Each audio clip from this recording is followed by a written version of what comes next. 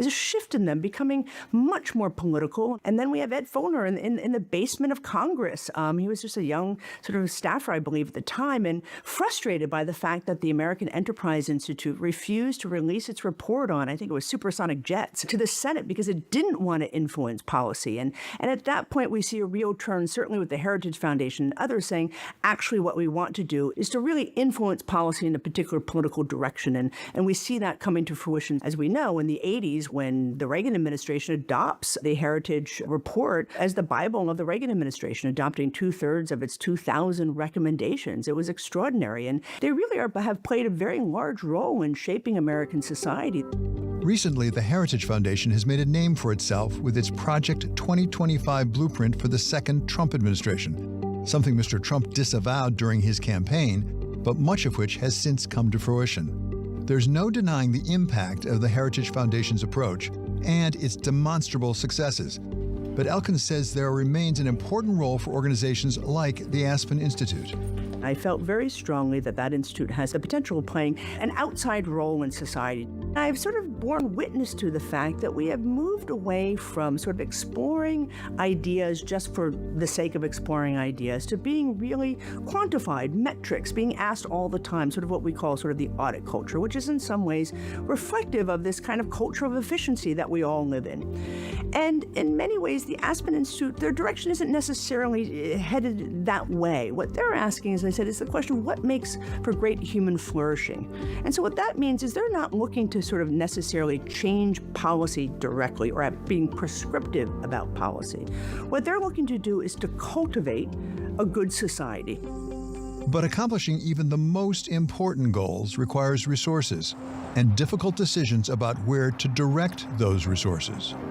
Perhaps the most important job of a CEO of a for-profit company is allocating capital. It strikes me you're allocating capital as well if you're running the Aspen Institute. It's money, but it's also time and talent. When you decide, yes, we're going to do something like the Bezos Initiative, or we're going to cut back perhaps in another place, so how do you decide how to allocate that capital? It's a big deal. Make sure you have a clear purpose statement so people know what it is you do and what you don't do. We worked with a consulting company, SY Partners, from here in New York to really drill down over the course of 6 months. Why are we here? What is the reason this institute even exists? But that allocation of capital, of time, talent, and resources is critical because an organization can't do everything and it shouldn't try. That does it for us here at Wall Street Week. I'm David Weston. See you next week for more stories of capitalism.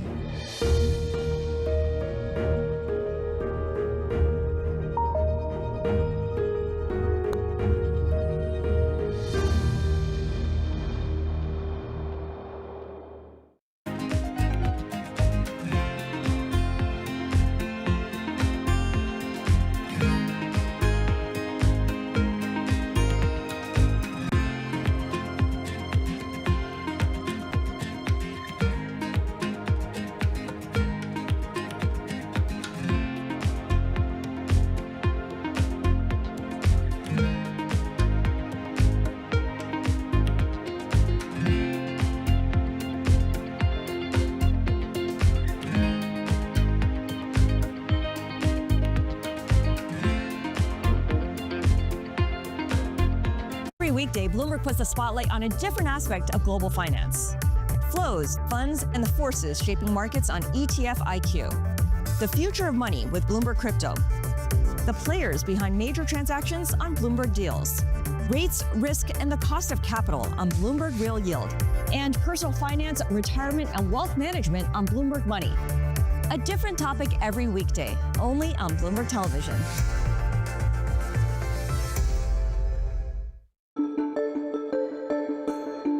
What was it like starting all over again? One day you're in a big company, with a big parent, and then you have to start all over again. You know, it was really exciting and invigorating. I felt like a young kid again when I started Jones Road. And right before we launched, I definitely had a sudden emotion of saying, uh-oh, what if I'm a one-hit wonder? I was a little scared, but then I just threw it up into the wind and went for it. Jones Road, where'd that name come from? Well, I sold the rights to Bobby Brown to Estee Lauder when we sold the company, so I couldn't use it again. So we needed a name because I wanted to launch launched Jones Road the day my 25-year non-compete was up. I needed a name, and I didn't have one. And I was driving to the Hamptons with my husband. My head was down on Waze, and I looked down, I saw Jones Road, and I said, Jones Road Beauty. He said, I like it. And that's how it became Jones Road. Making money isn't about drowning in emotions.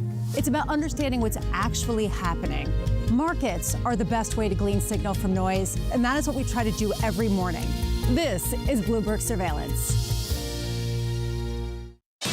In case you missed it on Bloomberg Surveillance. We're journalists, we've got to ask, can this really continue at this rate? What we see in our data is the consumers are spending. If the consumers spend in America, that means the economy is okay, and that probably means the rest of the markets and the construct and the final demand is there. What are the potential thresholds that could potentially stymie some of the pipeline? People are borrowing because they see opportunity, whether it's equipment buying, whether it's hiring, whether it's building a plant, whether it's inventory buildup. Don't miss Bloomberg Surveillance, live every weekday.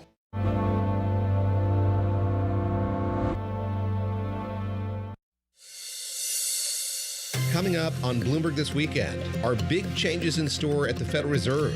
Just days after policymakers voted to hold interest rates steady, reports Fed Chair Kevin Warsh may want to scale back the number of Fed meetings. New this morning, states leading the charge. A bipartisan group of governors sitting down with Bloomberg this weekend for an exclusive announcement on immigration. We all care, Republicans and Democrats, about a secure border. We all care about safety and security of our states and our nation, and we all care about the economy. And a FIFA flip. President Gianni Infantino ditches a plan to open the World Cup to outside investment after a revolt by some of soccer's biggest clubs.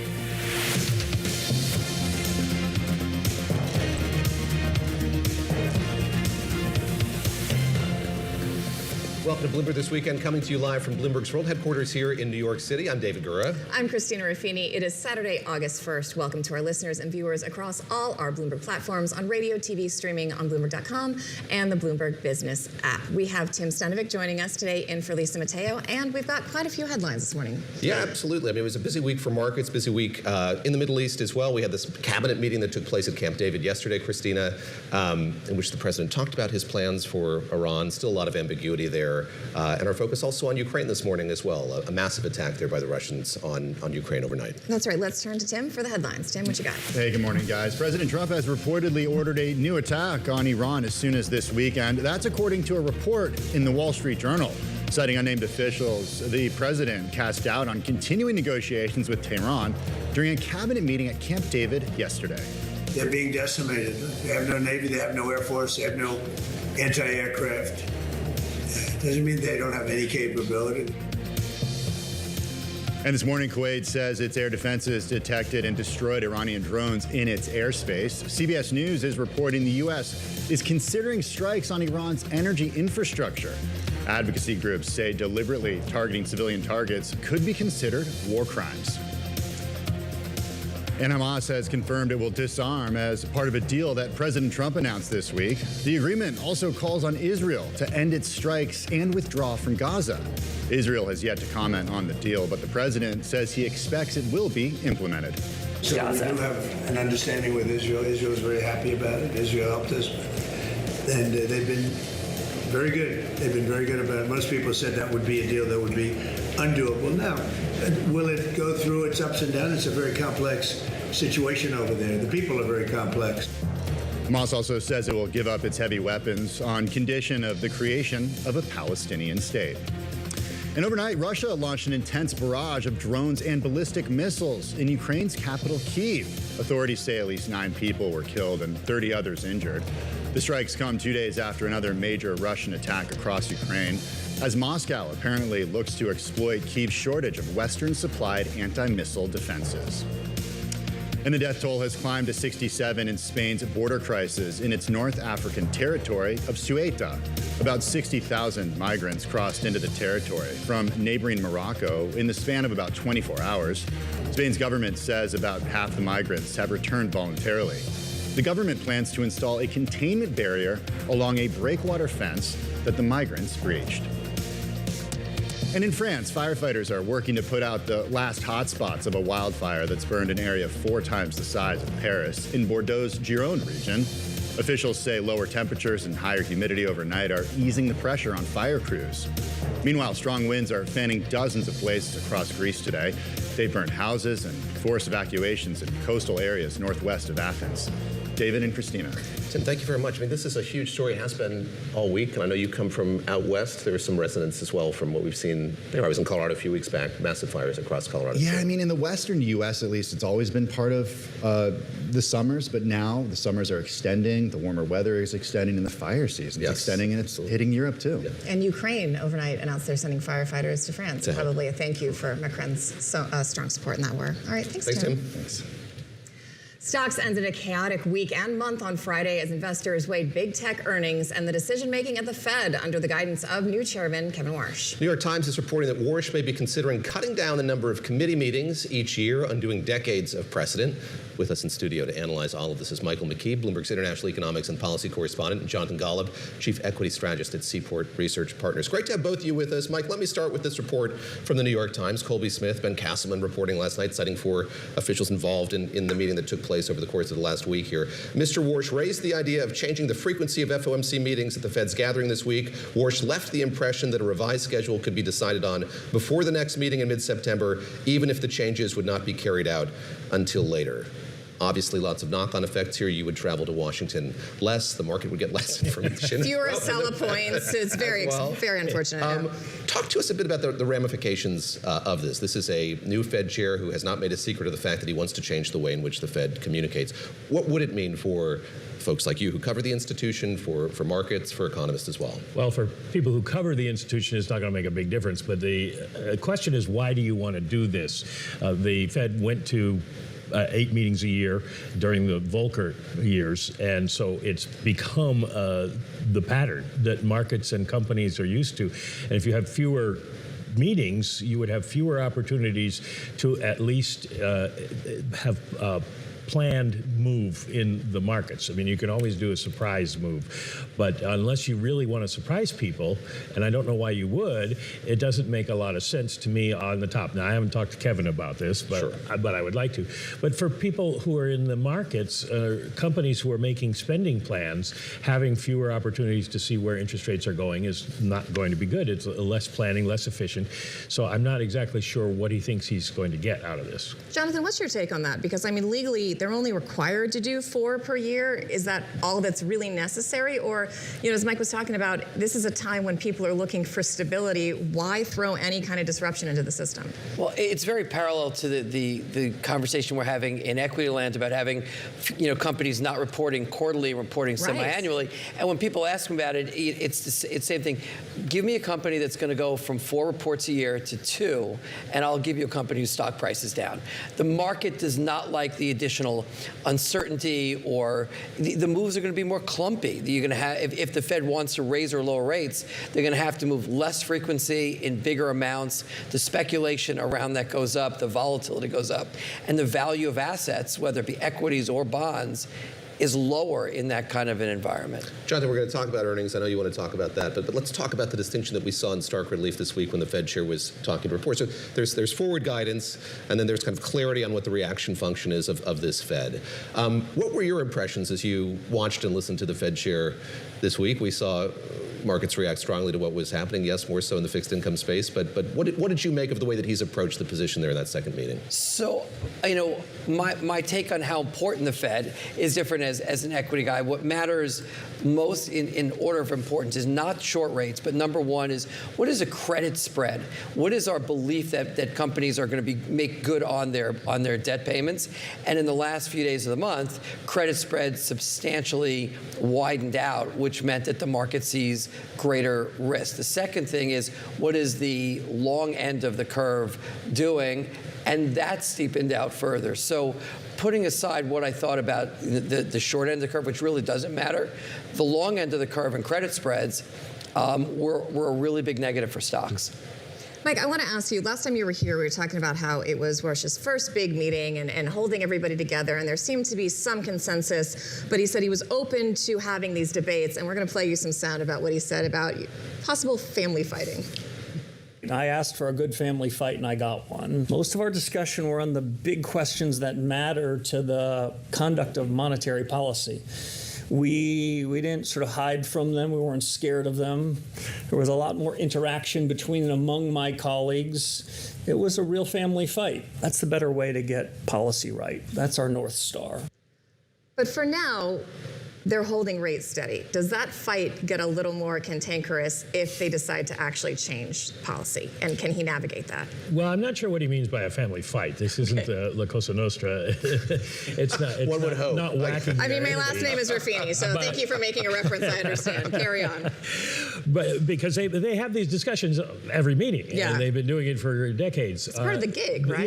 Yeah. And yes, there's probably more arguments now because Warsh wants to make a lot of changes, but the real issue is who's on what side. And at this point, it looks like there are more and more people at each meeting who are thinking about wanting to raise rates. We got the late story from the FT yesterday that Alberto Musalem believes as they do, and we know that Jeff Schmidt believes as they do. So you've got 6 people at least who are at this point thinking that maybe you need to raise rates, which will drive market trading between now and September 18th.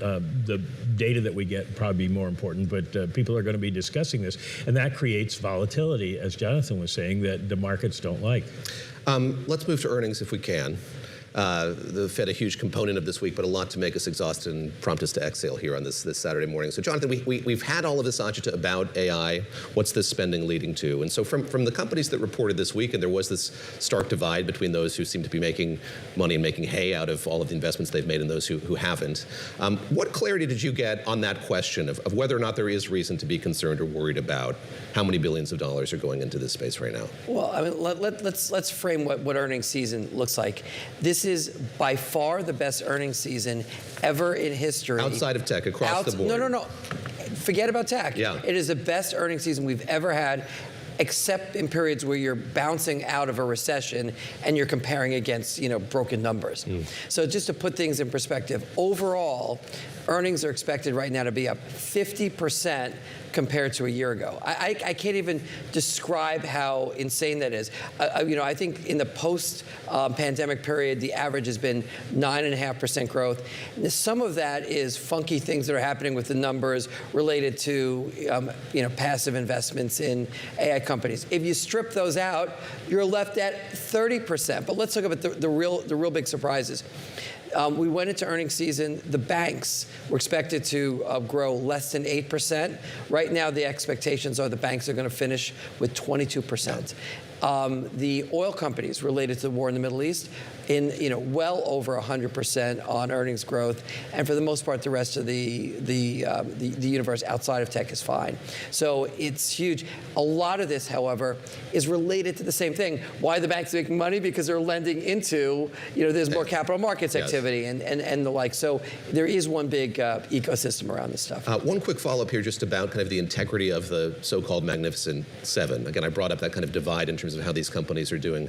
Is that still a useful kind of categorization for you? Is the Magnificent Seven dead, I guess, is my stark question. I don't know if you would define the most important. Slightly less magnificent. Well, no, not even slightly. I mean, if you take a look, like the average company in the S&P is expected to grow 12, is 12. Yeah.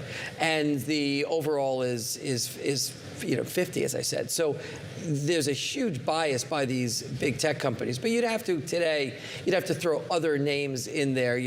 Broadcom, you'd say, well, does that really belong part of the pack? Probably. Right now, in terms of companies that are most important, would you throw Micron in the memory company? So it's a slightly broader list of those, but it's still mega cap tech is a horse that's pulling the wagon. Yeah. Mike, I thought about you yesterday when we were interviewing these governors, not just because they were wearing excellent hats, but because they were talking about task forces. And this has been a big thing where she's got all kinds of task forces. And you asked him about one specifically when it comes to the AI question. We're going to play some sound.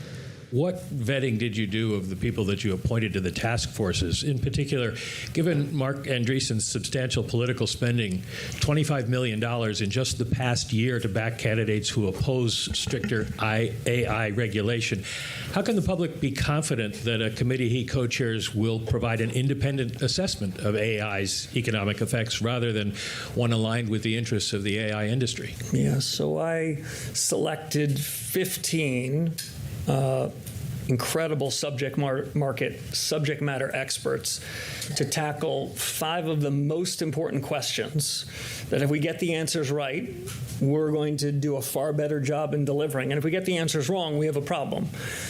The comfort that I can give you and your listeners is we're the decision makers. The chairman of the board of the Federal Reserve and the members of the board and the FOMC, we will be the consumers of the outputs from 5 different committees. The judgments we're making will be informed by, but not at all determined by, these outside groups. Was that a satisfactory answer to quell some of the criticism here? It's probably the only answer he could give, because obviously Andreessen comes into it with a point of view, and they're going to get that point of view. And he basically said, we know that we're going to get that point of view. Now, you have to also know that Mark Andreessen is a longtime friend of Kevin Warsh's. They went to school together at Stanford. So that's another reason that he would be on the committee. But it's a little less worrisome in the AI space because it's not something the Fed really regulates, or it's more like how could this affect the economy? But it's still a question when you have somebody who is so blatantly on one side of an issue of what kind of advice they're going to be given. Warsh says, I know that. Jonathan, you mentioned sort of the activity we've seen in capital markets, and we had the SpaceX IPO, we had the ADR of SK Hynix. How are you feeling about the prospects of the other companies going forward? We had a couple of consumer IPOs this week and kind of branching out, as we've been talking about here, beyond just these big tech names. It's a really big deal. I mean, at the end of the day, it's not only an AI story. This is a CapEx story and a capital raise story. The amount of money that's being spent is extraordinary, and companies need to raise that capital from somewhere, and the market at some point in time gets really uncomfortable with that. I mean, companies in many cases are raising money that they don't even need given their cash flows, because right now the capital markets are open, but bond investors are looking at this and saying, am I going to get an appropriate return? In many cases, you have a data center that has a 15-year life. And that's a really long commitment to make on technology for a couple hundred basis points over Treasury yields. Michael, I just a question for you as it relates to this Warsh conversation. Is now the time right out of the gate to be talking about procedures when there's all this debate? Inflation is higher, budget deficits are higher, oil prices are higher. They're soliciting Congress for more budget, budgets, and then you're talking about how many committees you're having and how many meetings you're having. Is it tone deaf? And does the market look at that and say, look, are you listening to what the debate should be? As Alberto Musalem put it to the FT, Mr. Market is sending a message that they don't like this. The chair has come out, the new chair has come out and said over and over and over again that our goal is to bring down inflation and we're going to get to the 2% target. But then all he's talking about are these task forces, and it's almost as if they invented the Fed right when his first meeting was. It's not like the Fed hasn't been talking about all of this stuff and what needs to be done. And if the rest of the committee doesn't have views on this for some time now, for years perhaps. So I'm not sure why I can understand why he wants to do something at the beginning of his term, but why to make that front and center as opposed to monetary policy? Great to have both of you with us. Really appreciate it. It's Michael McKee, our Chief International Economics and International Policy Economics Correspondent, and Jonathan Golub of Seaport Research Partners joining us here on set in New York. Excellent question. You can come have my job next time. No. Great to see you both. No, it's excellent. Thanks, guys. I appreciate it. Thank you. All right, coming up, the war in Iran reports that President Trump is preparing a major escalation as that conflict enters a 6th month. The counter threat from Iran putting Gulf allies at risk. And in our next hour, an important announcement from the heads of the National Governors Association about immigration policy. That's coming up at 8 o'clock Eastern on Bloomberg This Weekend, on Bloomberg Radio, television, Bloomberg.com, and the Bloomberg Business app. In case you missed it on the close. You're entering into Mexico, your first store there, a big one out there in the Monterrey region. Why do you think you can make that work? We believe Mexico is a really important milestone for our great brand as we continue to lean into our global strategy. It's an important country for us. We recognize and admire the culinary heritage. There's a little bit of irony when it comes to the fact that Chipotle Mexican Grill is opening up, expanding into Mexico. And with that in mind, what changes do you have planned for Mexico? We'll locally source as much of the product we bring over the border today as it relates to avocados and tomatoes and peppers, but it'll be the same menu we've launched in Western Europe, the same menu we launched in the Middle East with our partner Al-Shaya, and the brand really resonates well when we deliver on standard the same execution and same menu that we have in the United States. Don't miss The Close live every weekday. The trading day is about to start. And you're already looking for that edge. The opening trade brings you everything you need to know as markets open across Europe. I'm Guy Johnson. I'm Anna Edwards. And I'm Tom McKenzie. This is your opening trade. Only on Bloomberg. At 9:30 a.m., the market tells you what it's really thinking. We beat the drum to the opening bell. With deep analysis of the forces driving the price action. Focusing investors on what really matters. Where the money flows, which markets are changing. Conversations with players shaping the narrative. Innovative growth companies gravitate to NASDAQ. It's not just like, let's buy the Mag 7 or AI. That's a really compelling story. This is where your trading day begins. And this is Open Interest. Only on Bloomberg. In case you missed it, on Bloomberg Crypto. Is the end game here for Coinbase, your new company, to become a full-range, fully integrated financial firm that ends up competing with the firm that you came from? Well, our goal, as you identified, is becoming the everything exchange. We want to be a one-stop shop where you can trade stocks, commodity futures, crypto. We either have it or are going to want to try to build it. So we see the entire financial industry as both partners and potentially competitors, because the future of finance is going to run on crypto rails, and Coinbase has been a leader in that regard. So we see an inevitable convergence between traditional finance and crypto, so that a couple of years from now, even your questions are not going to be identifying this dichotomy within the industry, but rather talking about how every modern financial institution is embracing the efficiencies and benefits that crypto provides. Don't miss Bloomberg Crypto live Tuesday. The global economic playbook is being rewritten, and the levers of power are moving in real time. To see where the world is headed, you have to look where the action is. I'm Haslinda Amin in Singapore. I'm Menika Doshi in Mumbai. Welcome to Emerging the New Economy podcast. Each month, we dive deep into how the world's most exciting rising economies are shaping the global future. Join the conversation. Subscribe to Emerging on your favorite podcast platform today. When news breaks, a redhead across the Bloomberg terminal. Bloomberg has you covered. Trump's global tariffs are struck down by the U.S. Supreme Court. For all the context and clarity you need. There's going to be now tons of tariff headlines until midterm elections. Hear it first on Bloomberg. Thank you for joining us live on Bloomberg This Weekend. I'm Tim Stenovec. Let's update you on some of today's top stories. In Arizona, authorities have released an early ransom note in the disappearance of Today Show host Savannah Guthrie's mother. A second note was also released yesterday, saying Nancy Guthrie died shortly after she was kidnapped and is, quote, buried in nature. Today marks 6 months since the 84-year-old was last seen at her home outside Tucson. Authorities hope someone will recognize the writing style in the notes.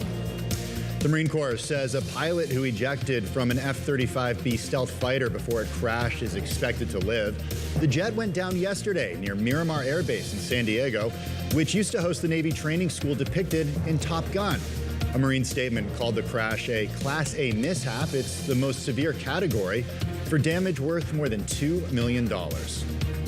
And the Justice Department is dropping its criminal case against David Hearn, the former Olympic canoeist charged with deliberately damaging the Lincoln Memorial reflecting pool. Government lawyers say new information shows that the damage to the pool's lining was caused by flawed installation by the contractor. Hearn's lawyers say the case should never have been brought. David and Christina. This is a wild twist to this story. Janine Pirro, U.S. Attorney, came out, made this announcement. Really on a Friday afternoon. Yes. Evening, Friday news dump. Friday news dump. But what's interesting here is kind of the interplay between her, the Justice Department, and the Interior Department, because she really threw them under the bus, saying, you know, prosecutors went to the reflecting pool, ascertained very quickly here that where the cuts were made, he couldn't have gotten there. So now she's like, we didn't get the right information from the Interior Department. So does this mean the pool's going to get fixed? Well, it's empty again, isn't it? You've been there more recently than I. I didn't make it over there. It drained, but then there's been a lot of storms in Washington. It keeps refilling, so they can't fix it until the raining stops. If it ain't broke, don't fix it, I say. But all right, thanks, here we go. Tim, thank you very much. The White House preparing for large-scale attacks in Iran soon. That's what the president said at a cabinet meeting at Camp David yesterday. We'll be hitting them. We'll be hitting them very hard. And, at some point they're going to say, we just can't take it anymore. They're being decimated. They have no Navy, they have no Air Force, they have no anti-aircraft. It doesn't mean they don't have any capability. Reporting that this is likely to be a joint operation between the U.S. and Israel. Israel likely going to take part in those strikes. However, they haven't happened yet. So to talk about possibly why, joining us now from the region is Bloomberg's Middle East reporter Dan Williams, who is in Jerusalem. Dan, I don't know what you're hearing this morning, but I checked in with some sources in Jerusalem, and they were at the beach this morning. They've been told that possibly this 24-hour warning timeline for more strikes has been pushed back, and one of the reasons is this agreement with Hamas. So can you tell us what's going on there and if you think that's impacting the timeline? Well, if your sources, when they're not wearing bathing suits or wearing military uniforms, it's worth pointing out that the beach is only about a 12 or 15-minute drive from military headquarters in Tel Aviv. Presumably, they could be dressed and back in action at short notice. The Israelis say they have been poised to resume their war on Iran if asked to by the United States or if attacked directly by Iran. So, beach or not, I think the Israelis, if indeed these leaked reports to American media are true, would be ready to pitch in very short order. And we shouldn't rule out a resumption of that war. Significantly, I think these reports have emerged just a couple days after the Israeli Prime Minister Netanyahu returned from a much-watched visit to Washington. There was some speculation at the outset that sparks would fly between him and the US President Trump, given their quite public divisions over the course of the war in recent weeks and months. There was certainly no evidence of that during the meeting, and we may discover, if these leaks prove true, that if anything, they were there to decide jointly on the next course of action, on the resumption of joint military action against Iran. It's worth remembering that previous meeting on February 11th came just over 2 weeks before that war was launched on February 28th. Anything can go, but as you noted, in parallel, there has been a development, declarative nonetheless, but still dramatic, in Gaza. Gaza is the ground zero of this multi-front regional war that Israel's been waging for 2.5 years. Arguably, the United States would not now be at war with Iran were it not for Hamas, that Iranian Palestinian ally attacking Israel on October 7, 2023, and unfurling that regional conflict. It now appears Hamas has declaratively, nominally agreed to disarm.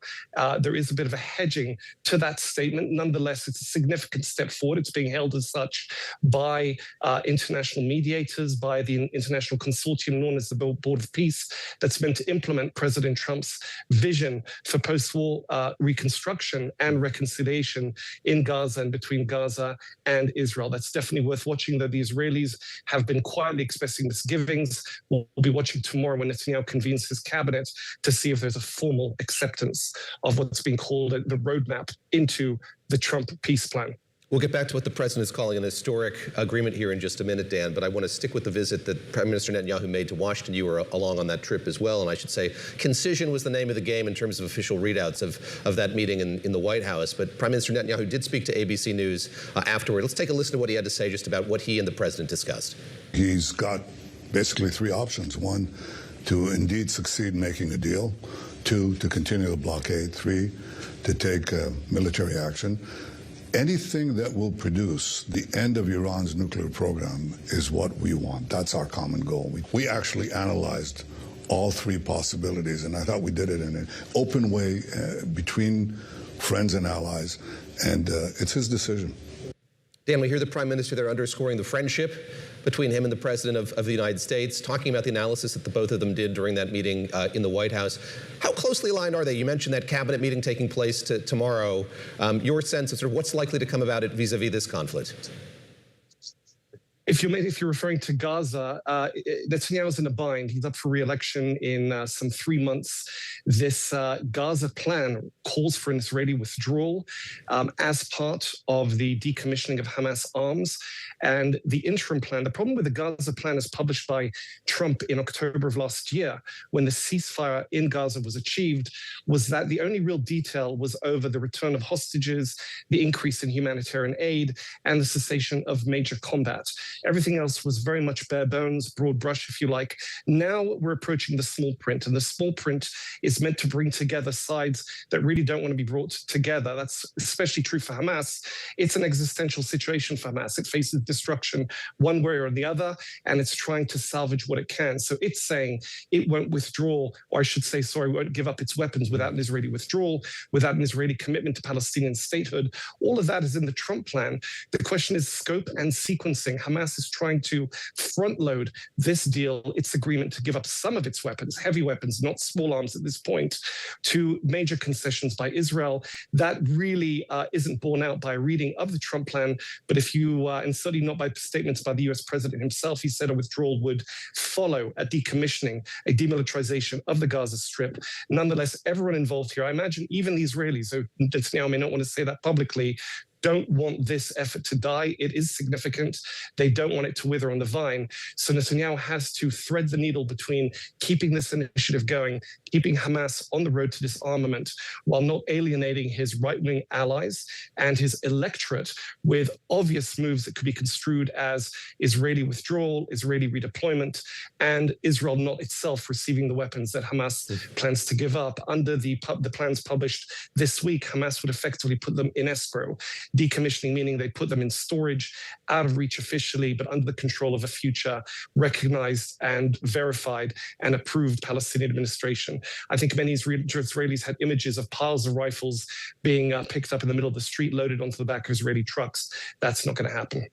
Dan, are you going to get your take on this? Because as you mentioned, Israel has not officially commented on this deal yet. The other thing that stands out to me is you mentioned sequencing. There is a bit of a sequencing here because you get this Gaza announcement after you had this Saudi nuclear agreement get agreed to, and then you had President Trump come out and say they can't have the nuclear deal until they normalize relationship with Gaza. The Saudi Crown Prince has said he can't do that until there's a deal for the Palestinians. Do we think this is all tied in, that all of a sudden we're getting a push on normalization here or a solution for the Gaza issue? It well could be. There are people in the US administration, there are people in the Israeli government who are thinking big picture. Again, I think the immediate need or the immediate desire of any of the people, the stakeholders, would be to achieve actual peace or an abating of these hostilities. But there would be a political payoff, an electoral payoff. As I said, Netanyahu's up for re-election. The US president is looking at midterms in November. If he could bring, a ceremony, a signing ceremony or a handshake ceremony on the White House lawns to those elections, it could help him, though invariably such elections come down to domestic policy.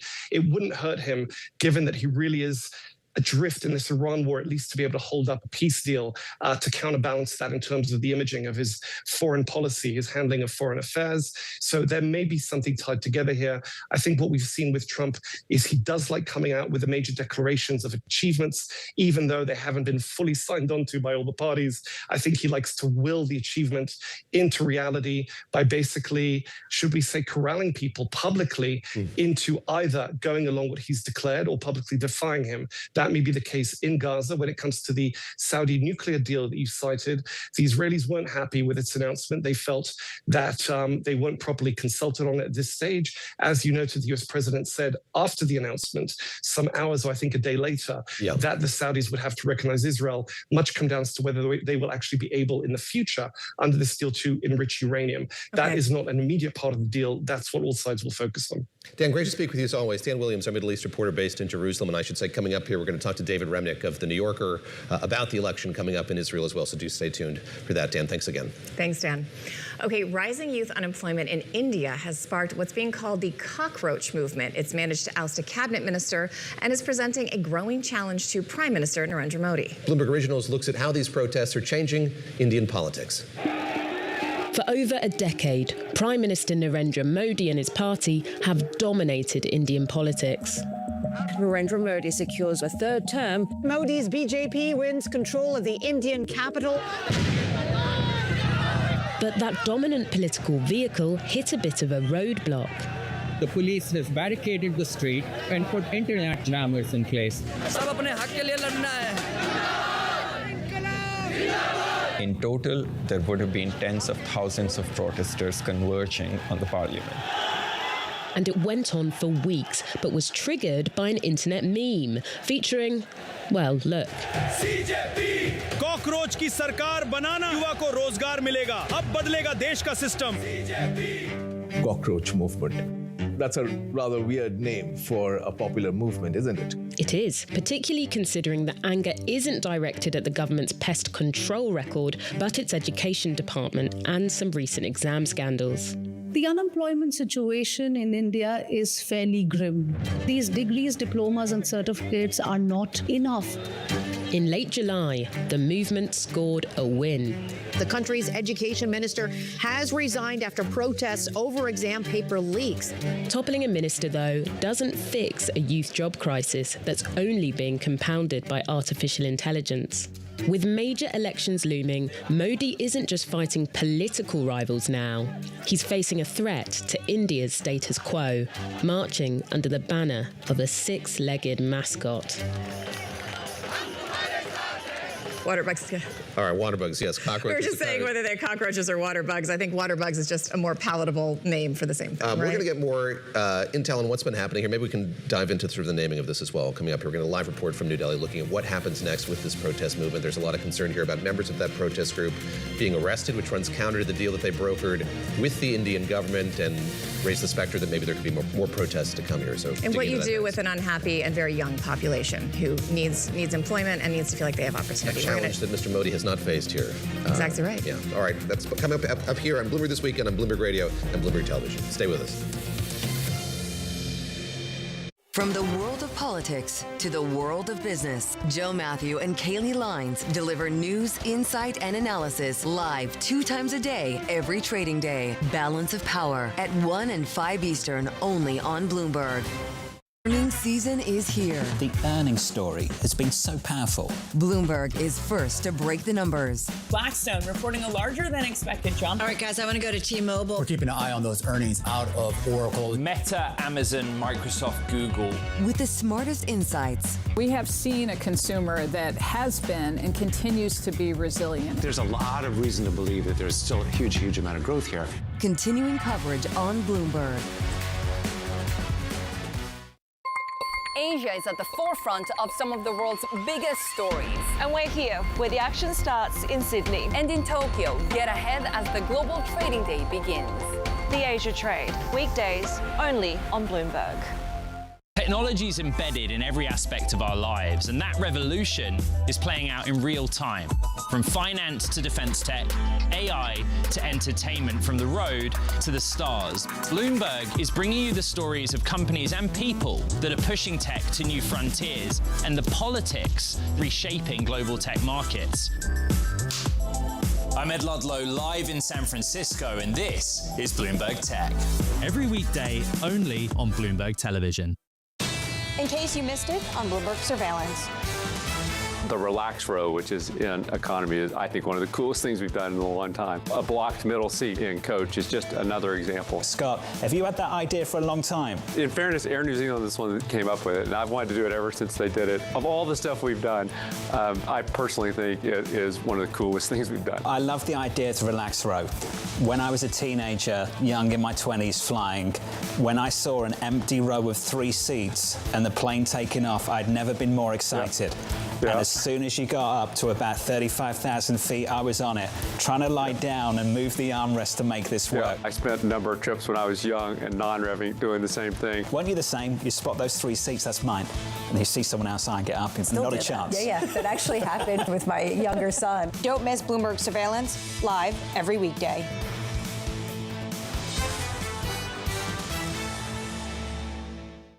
The countdown is on. Everything you need to get the edge at the end of the market day. Get ahead of tomorrow's trading with The Close. Weekdays on Bloomberg. Context changes everything. Next week on Leaders with me, Francine Lacqua. I speak with investor and entrepreneur Amanda Stavely on the boldest deal of her career. That was ballsy, yeah. That was ballsy. That was brave.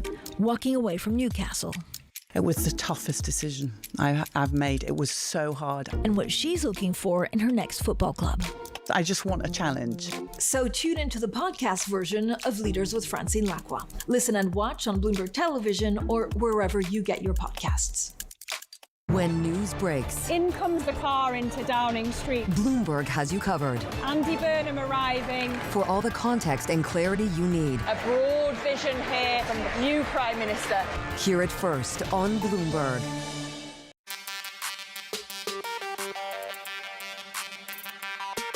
How do you see AI changing gaming and game development in the future?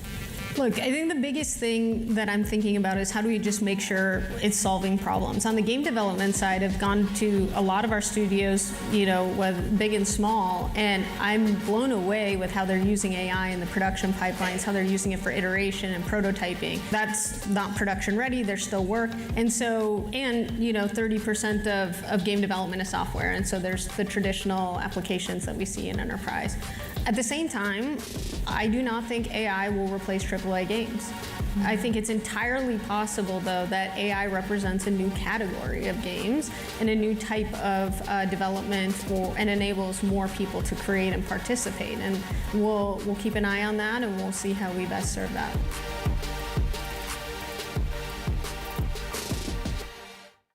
In case you missed it on Daybreak Europe. We're talks going with the EU regulator on this, though.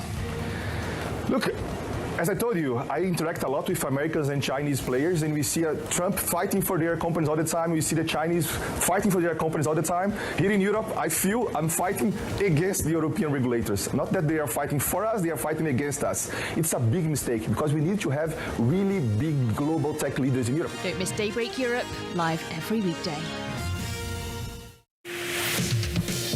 Thank you for joining us live on Bloomberg This Weekend. I'm Tim Stenovec. Let's update you on today's top stories. FIFA president Gianni Infantino has abandoned a controversial plan to create a commercial entity that would have opened the door to outside investors in the World Cup, just days after unveiling the proposal. The reversal comes just after Europe's governing football body, UEFA, vowed to boycott the tournament if FIFA went ahead with the plan. UEFA released a statement this morning saying it has lost confidence in Infantino's leadership. The Big Ten and Southeastern conferences agreed last night to support a Senate bill to regulate college sports. This after receiving concessions over language regarding third-party name, image, likeness deals. The bill still needs 60 votes to halt debate and head to an up or down vote before the Senate leaves for summer break. That's next Friday.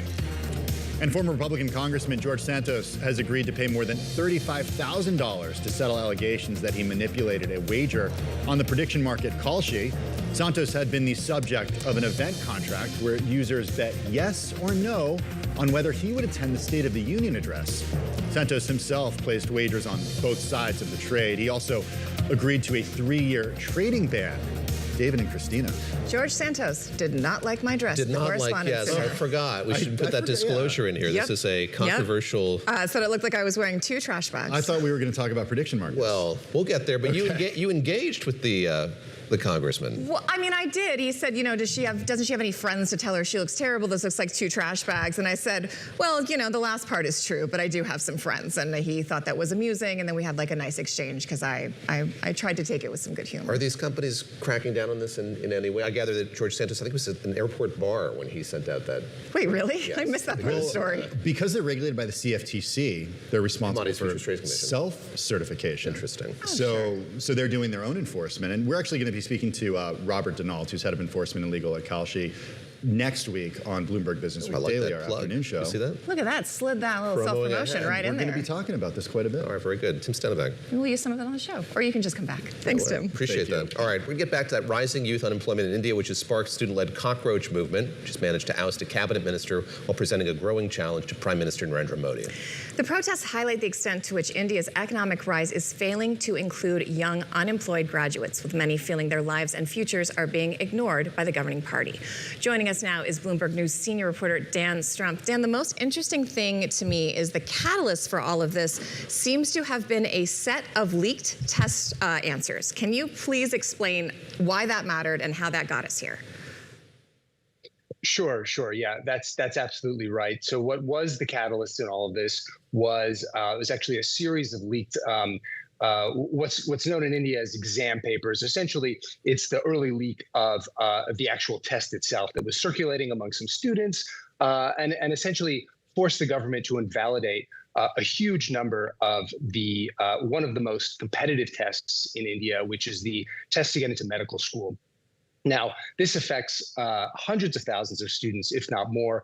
It's a highly sought after sort of pathway for high achievers in India, widely seen as kind of a way out of poverty.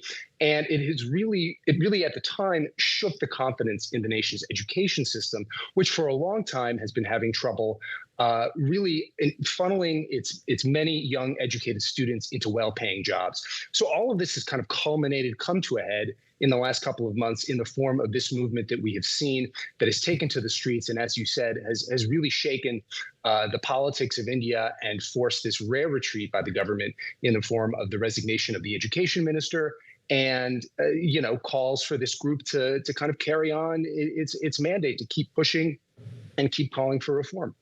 We were chatting about the name of the group, and for us New Yorkers, cockroaches have one connotation. I gather there's a satirical connotation there in India. Explain that if you would. This is the CJP versus the BJP, which is the ruling party, which is helmed by Narendra Modi. Explain the joke, if you would, and maybe tell us just a bit about how cohesive this group of young people is.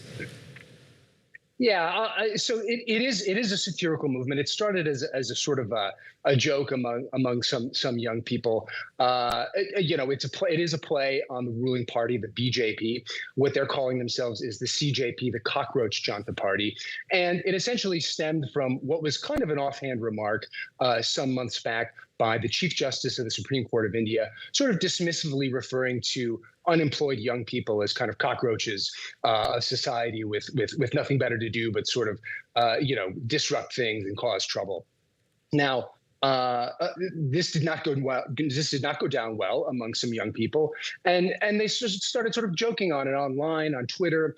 A sort of riff began to circulate, and this joke essentially metamorphized into what became what they're calling themselves a political party. It's still not officially that. It's a movement of sorts, but it's this movement around this sense of aggrievement, this sense of disenfranchisement among young people, that the system is sort of not working for them, that the education system is not working for them, that the economy is not working for them, that they're not getting the jobs that they need, and that the establishment, the political class in India, isn't listening to them, and worse, is mocking them and sort of dismissing them as cockroaches. So they've sort of taken on this mantle and have kind of are sort of wearing it proudly. And you really see, in the form of some of those videos you just showed, embracing this sort of cockroach mantle and taking it forward. Just want to say, Christina, Dan wins the show thus far. We're talking about the cockroach movement. He has the Kafka-esque metamorphosis reference there to the way this group has developed. You're in the lead, Dan. You're in the leaderboard thus far. All right, that was an entirely unintentional incidental. I'm sure. Now that you mention it, it does sound great. Totally derailed my train of thought, but I did want to talk to you about who is going to these protests. I've been listening to some reports on them throughout the weeks, and it seems like it's not just kids anymore. As there were some crackdowns on these protests, I heard of parents and aunties and uncles like showing up to try to show support because, as you mentioned, these tests are really important, but they're kind of the whole family has stake in them, especially if you're from a not well-off family. Those test results are seen as a way to break generations of a cycle of poverty and the amount of pressure that is put on these young people, and then allow kind of this malfeasance or these leaked test results. People were just really, really upset about it. Who's going to these protests, and are they specific about what they want? So it did start off as a sort of very much a student-led protest. The founder of the movement was a student actually studying in the U.S. at the time, of Indian descent, was studying at Boston University. He's since come back to help lead the movement here. But it was very much a sort of a movement that started at the grassroots level from students. It has since grown much more widely. I mean, you do see sort of just young people across society joining in the protests. And as you said, many of their family members have also been coming out, because you're absolutely right. For many families, many of these students who are taking the tests, who are hoping to go on to these higher education programs that have come under threat, were the first people in their families to do this. I mean, this is, India remains, a low-income country that puts a lot of priority on education and on the opportunities that education can afford. You're seeing a lot of pathways close off for many young Indians. For example, many who used to go to the U.S. for education or for employment on H-1B visas. Yeah. That was a major pathway for many Indians. Now that's being closed off. So all of these things are kind of coming together, and you do see many more people kind of joining the protests. One big tipping point, I think, has been the way the government initially responded to these protests, which was actually quite a tough crackdown in the form of police coming out into the streets, using batons on some of the protesters, using tear gas, allegations of pellet guns as well being used. And a lot of these images and videos of this sort of this response by the police has circulated widely on social media and really has helped to inflame the movement and actually spread a lot of sympathy, I think, for many of these protesters, which is around the time that you started to really see the movement take off. So it has seen quite a sort of a widespread sympathy, and it's growing. It really does show no signs of slowing down. Dan, great to speak with you. Thank you very much for the update. Dan Strumpf joining us from New Delhi here, our correspondent there. Great to get an update on this, Christina. And yeah, well, let's jump back in with Dan. It's such a huge issue, and I don't think we cover that enough, and I don't think we cover India enough, considering the population and how integral it is to the global economy. And certainly you mentioned the crackdown that we saw, I think it was on July the 20th. I think that's when a lot of people outside of India really woke up and saw the power of this movement, and we'll continue to stick with it. And Dan makes a good point. It is harder to get those visas to come to American schools and study, and so that's putting even more pressure on the internal system to find places for these people. All right, up next, it is BT Dubs with Tim Stenovic, the one actor who apparently can guarantee $1 billion blockbuster. And you can explore live streaming news and interviews, all our Bloomberg TV shows, documentaries, reporting, and analysis in one place, Bloomberg.com/videos. Oh, hello there. Just wanted to say, Primer is back. We've been scouring the frontiers of science and technology to help explain the difference between the next gold rush and whatever this thing is. And in season 2, we're upping the stakes. More danger. Now that is some high-grade uranium mineralization. We used to have a stable climate on this Earth. Right now, we do not. More science. We're pushing the envelope of technology in multiple directions: software, hardware, chemistry, physics. The cable is like very cold. And more CEOs that can nail the photo shoot. Hundreds and hundreds of billions of dollars are at stake. While the problems are economic, the solutions are too.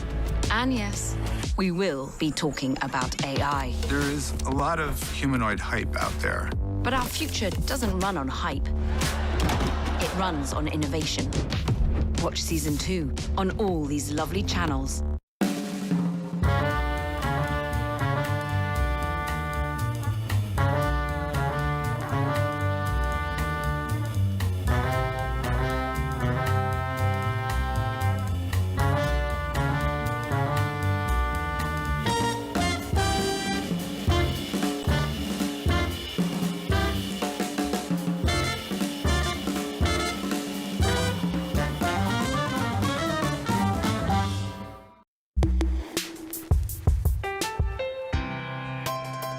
My old mentor, Roger Staubach, who told me when I transitioned, football will never leave you, but you need to leave it. Wow. Everyone has a dream, and a lot of dreams are, my dream is to play football and play professional football, and you get the dream comes true, but it is going to end. And the day it ends, the day before it ends, you're one of the best in the world. Great. The next day you wake up, that's gone. What are you great at? And the truth is nothing, right? I'm not great at anything else. I talk about it all the time, Steve, is this whole idea of it's not from penthouse to penthouse. And what I mean by that is you played for 15, 20 years and you're in the penthouse. That doesn't mean that you come to the business world and you're gonna be in the penthouse. Now, you don't start on the 3rd floor or the lobby. You actually have to start in the basement.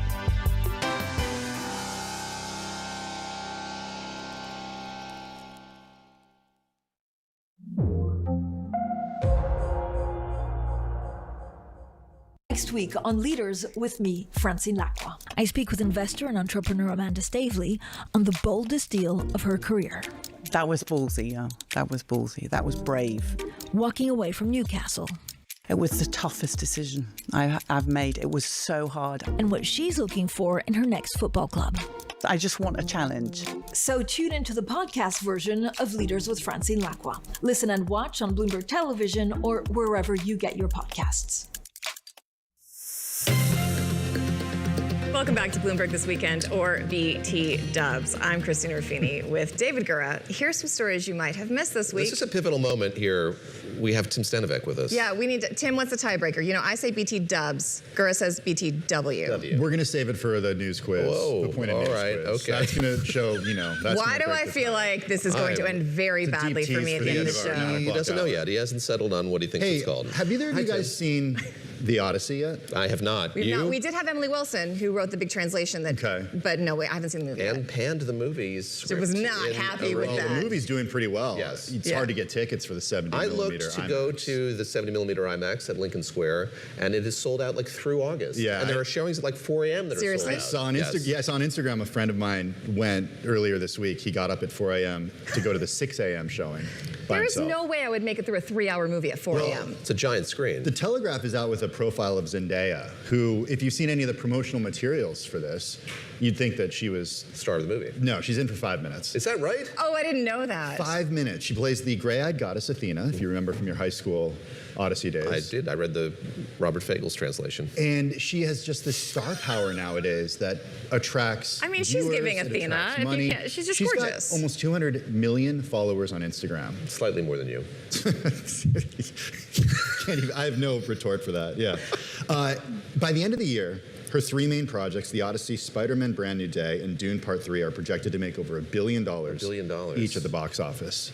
One of the things she's really good at, though, is we play these red carpet videos, is she works with stylist La Roche, and they plan years in advance for these premieres and what she's going to wear. And they are very, like, curated, constructed. They're always on theme, and so they go super viral. So that probably does help her because the fits, as the youths would say, are amazing. The Telegraph story points this out. That's a huge part of her following. She's married? She's getting married? She's Tom married. Holland, Spider-Man. And apparently, in the UK, they're sort of looked at as the opposite of Travis and Tyler. Taylor. Taylor and Travis. Yes, Tim Stanovic noted. Was not invited to the wedding. Was not at the wedding. Okay. Clearly not.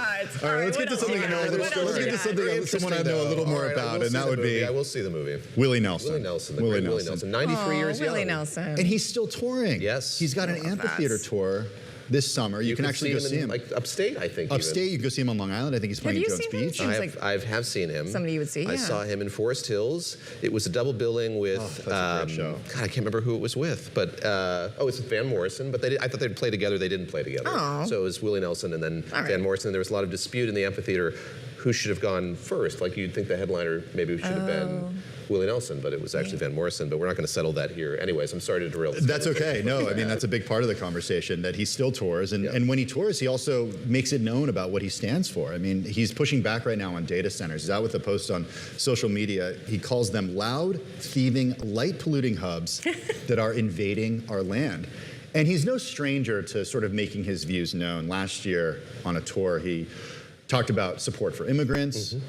He started Farm Aid back in 1985, supporting farmers here in the U.S. He did that along with Neil Young and John Mellencamp. So he's still out there doing his thing. All right.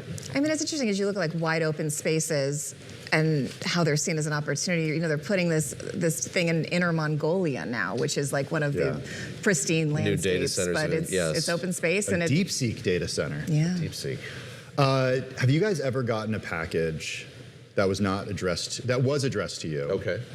You open it and you have no idea where this thing is from. This has happened to me before, often from the Amazon Prime Yes, but this is because my mother can't remember to change her address in our shared Amazon account. And she's getting things. She actually sends things to me. But. There are stores popping up in Europe where you can buy stuff that was shipped to other people. Oh.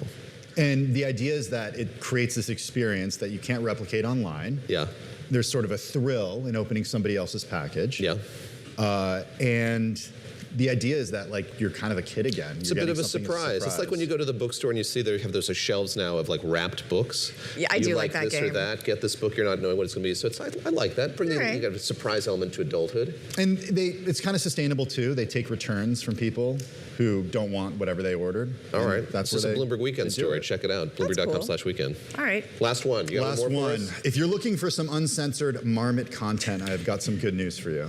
I have not been, but as I linger on the element of surprise. I love this story so much. That is a marmot right there for our radio listeners. Describe it. It looks like a woodchuck. Large squirrel-like rodents with sharp claws and furry ears. That's the description in the New York Times. I thought that was so good. It's the badger of 2026, the honey badger of 2026, maybe. Well, there's an account on OnlyFans that uploads research videos of wild marmots. It's called Only Marms. Only Marms. It's PG rated, right? And it's G-rated. It's G-rated. They lost their funding and they needed to, right? And it's something to do with That's right. There's a federally funded angle here. So Dr. Daniel Blumstein, a biologist, he's looking to cover a lack of research funding. Look at them. They're for his work in federal cuts. They are. To scientific research. Okay. And his idea, he was actually inspired by that TV show Margot's Got Money. So he's like, if we just use OnlyFans to raise money for this. Not a G-rated treatment of not a G, correct. This is, though, and we keep it G-rated here. And he has uploaded this account. There was a little issue when he created the account because the image on his state-issued ID did not match the image of the marmots. Well, so the computers rejected him. He was able to get past that and now has the Only Marms account. It's only raised a little bit of money. I was going to ask if it's doing well. At this point, $650 in tips. This was as of last week. You know, before the New York Times wrote this story, so I imagine it's done better. 2,900 visits, 112 subscribers. All right, come on, OnlyFans fans. Like it'll even out your karma. Give to the marmots. Marmot fans. Tim, thank you very much. What do you call this segment? This segment is called BTW. The newspapers with Lisa It's called Mateo. BTW. BTW. Thank you for That's all joining we us care on about is the last BT character. today. You're welcome. Tim, that was much appreciated. Excellent work. We're coming up on 8. Oh, I get to. I'm going to say it. Go. No, you can say it. Coming up on 8 a.m. in New York. Stick with us. We'll be right back.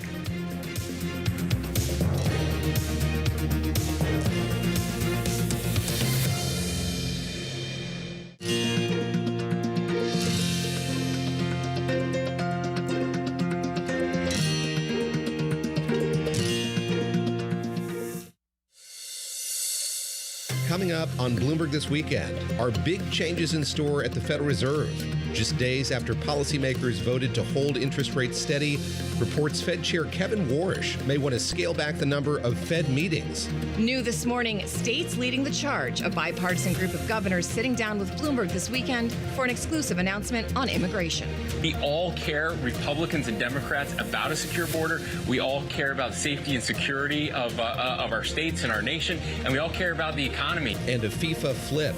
President Gianni Infantino ditches a plan to open the World Cup to outside investment after a revolt by some of soccer's biggest clubs.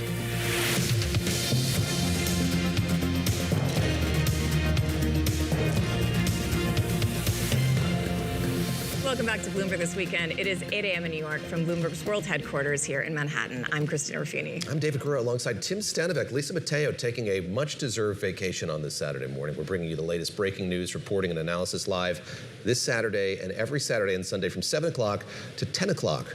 Wall Street time. A lot of news this morning. We talked about the Middle East, talked about India. We're going to talk about Ukraine here coming up as well. And then FIFA, huge story we're going to get into as well. Randall's coming in. He's going to talk to us about that. But we're also going to talk about immigration. You know, this is a long simmering issue, and it's failed time and time again to make some grounds on the Hill.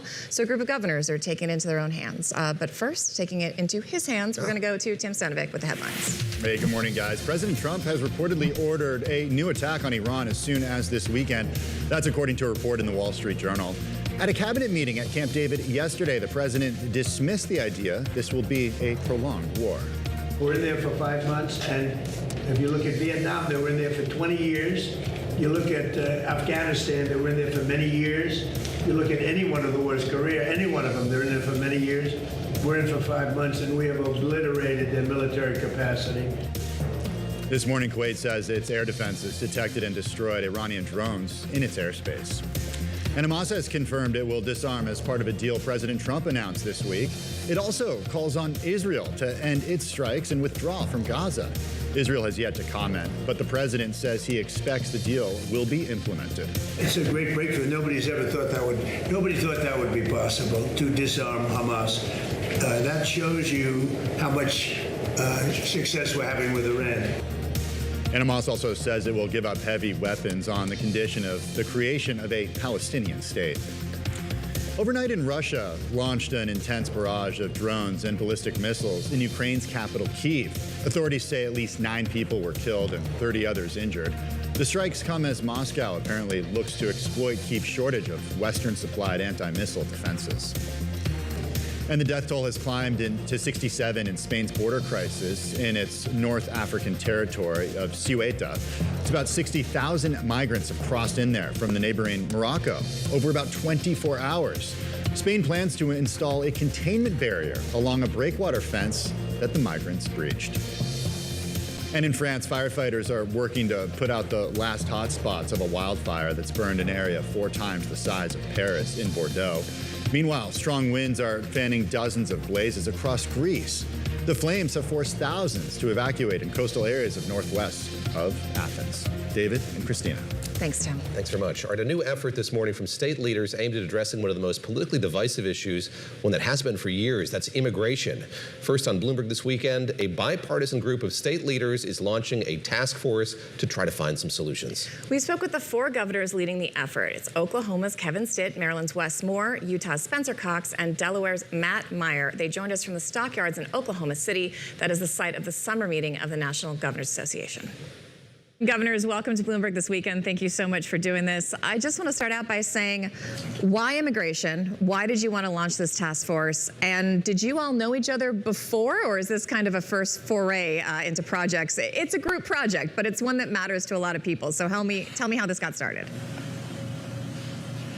Well, this is a really big deal, and it really started with our chair and vice chair of the National Governors Association, Governor Stitt from Oklahoma and Governor Moore from Maryland, who saw this opportunity for us to get together in a bipartisan way. We were all together, and yes, we were all friends before this, but we were together in February and having a conversation about immigration, and we were all shocked at the level of bipartisanship, cooperation, and agreement. We were really stunned that everybody had kind of the same opinions on what needed to be done. Obviously, there were some differences, and so with their leadership, they asked Governor Meyer and myself to chair the task force, and we're reaching out. We're working. I think there's a couple things why this matters is timing. For 40 years, we've been trying to do immigration reform, and nobody's ever been able to get it done. Congress has not been able to move. But what's different this time is that we have a secure border, and President Trump was able to do that. We always heard that that was the starting point and that it could never be done, but it got done. And we all care, Republicans and Democrats, about a secure border. We all care about safety and security of our states and our nation, and we all care about the economy in our country. And with those things in mind, we think now's the time to actually do some immigration reform. Governor Moore? I think that's exactly right. I think this does become a unique moment because as governors, governors are not focused on the partisan bickering and the back and forth. Governors are just focused on getting things done. We want to get things done for our communities. We want to get things done for our neighborhoods. And we see how this has become a very real issue that unfortunately governors do not control this issue. There's not an immigration policy for Utah and for Oklahoma and for Delaware and for Maryland. We have one national immigration policy. And what we know is that that immigration policy is broken. And it's been broken for a very long period of time. And so we're all focused on making sure that we can have safety in our communities and our neighborhoods, that we want to be able to ensure that the bad guys are removed, that we want to make sure that our communities are safe. And we also want to make sure that our economies can grow. And so whether it is an economy that is focused on cattle, or an economy that's focused on dairy, or an economy that's focused on chickens and our crab pickers, like in the case of Maryland. We need for Congress to be able to move on this, but we also know as governors, we don't just like sitting there and having to deal with the consequences of bad policy. We actually want to be part of the solution, and that's why I think this time and this moment is so important. Well, so Governor Stitt, let me ask you, because when I heard about this working group, my first thought was, but this is a national issue. Exactly what Governor Moore was just saying. You know, this is not something states can usually solve on their own because everybody needs a cohesive policy or it doesn't work. So when you're looking at this task force, what is the goal here? Is the goal to find things that individually states can do without Congress, or is the goal for the states to get together and tell Congress, this is what the states need, this is what we're asking for, make it happen? Yeah, I think it's kind of both of those things. So the states are, we're closer to our economies, like Governor Moore said. And so, you know, we're sitting here at the Oklahoma City stockyards right now. And the reason I set this task force up is because I realized by talking to my colleagues that they're having the same issues. They're having the calls from their workforce community, whether it's agriculture, whether it's construction or hospitality. And they're saying, we're overthinking this issue. Let's actually have the governors issue workforce permits. And to Governor Cox's point, we all want safe communities. So the secure border is a non-starter. We have to have that done. There's broad agreement there. But now what? What's the end game? And I think we all want our economies booming. We want to make sure that we have the right jobs and we can match employers with employees. And to me, that's making sure that the state governors have a seat at the table. So the idea is to put together this task force to see what agreements we can come together as governors and then present that to Congress. It's a federal issue right now, but I believe that we all believe in federalism, and what happens in Maryland is maybe different than Oklahoma, and that's okay. There's not a one-size-fits-all, and so when the federal government tries to dictate a one-size-fits-all throughout the United States, I think that's a problem. Most Americans agree with us that we need to let the Delaware governor help the economy, and he's more focused on the economy there than the governor of Oklahoma or somebody in Washington, D.C. Let's talk to the Delaware governor. Governor Meyer, I mean, when you look at bipartisan efforts in the past to work on immigration, they've failed pretty spectacularly. I mean, we even have partisanship here when it comes to hats. How do you guys think that you're going to be able to get together and effectively do this when half the guys didn't know we were wearing hats? Oh, look at this. Okay, all right. Well, see this. Look at that. But I mean, seriously, do you really think that? That's right. All right. Well, that lovely gesture aside. Sorry, go ahead. Didn't want Governor Moore's hairstyle. Yeah. Sure. I don't want to cover all this beauty over here. Yeah. But, you know, jokes aside, just as there are serious disagreements across our country within our states, there are serious disagreements among bipartisan groups of governors. There are serious disagreements about immigration policy, the current state, and where it needs to go among the four of us. I'm the grandson of immigrants. I believe this country should be a place of dignity and understanding more than pain and cruelty. We're in a small state. When someone comes in and arrests somebody in Target who's just minding their own business, that has a deep impact, not just on us economically, but on our community. You'll find broad disagreement. What Governor Moore and Governor Stitt have done that I think is so wonderful in convening this group is that, okay, we have our disagreements, but there are places that we agree, where we can find common ground that's not being found right now in Washington, and we can come together, find solutions that we think ultimately involve governors in the lead and state governments in the lead in identifying the economic and workforce imperatives and saying, let's put that together as Democrats, Republicans, but more than anything as Americans, and let's move together. I'm wondering if you think the way ICE and DHS have been going about this process has been effective. By a show of hands, I'm wondering, because I know there is some division about this, but I'm wondering if you think current immigration policy as it's being forced at DHS and ICE is effective. If you could raise your hand. That's for our radio listeners, that's zero hands. Governor Cox, I know last year your office announced it would be supporting the Trump administration's policy to go after illegal immigrants who threaten public safety and pledged to work with DHS. But it seems like you've also had some reservations about how that's being done and who they're targeting. Where do you think that process needs to improve, and what are some of your concerns there? Sure. Well, I think, look, as we've had these conversations play out on a national level, and the polling will show this as well, that there's a lot of concerns about the way things were happening. I think especially coming out of Minnesota, some of the violence and the deaths that we've seen were deeply problematic. And I think, the administration made some changes because of that. And I think that's really important. And that's why we're putting this group together, is to see, and again, the end result, I guess people can judge when we're done having these conversations and see if we can produce something to submit to Congress.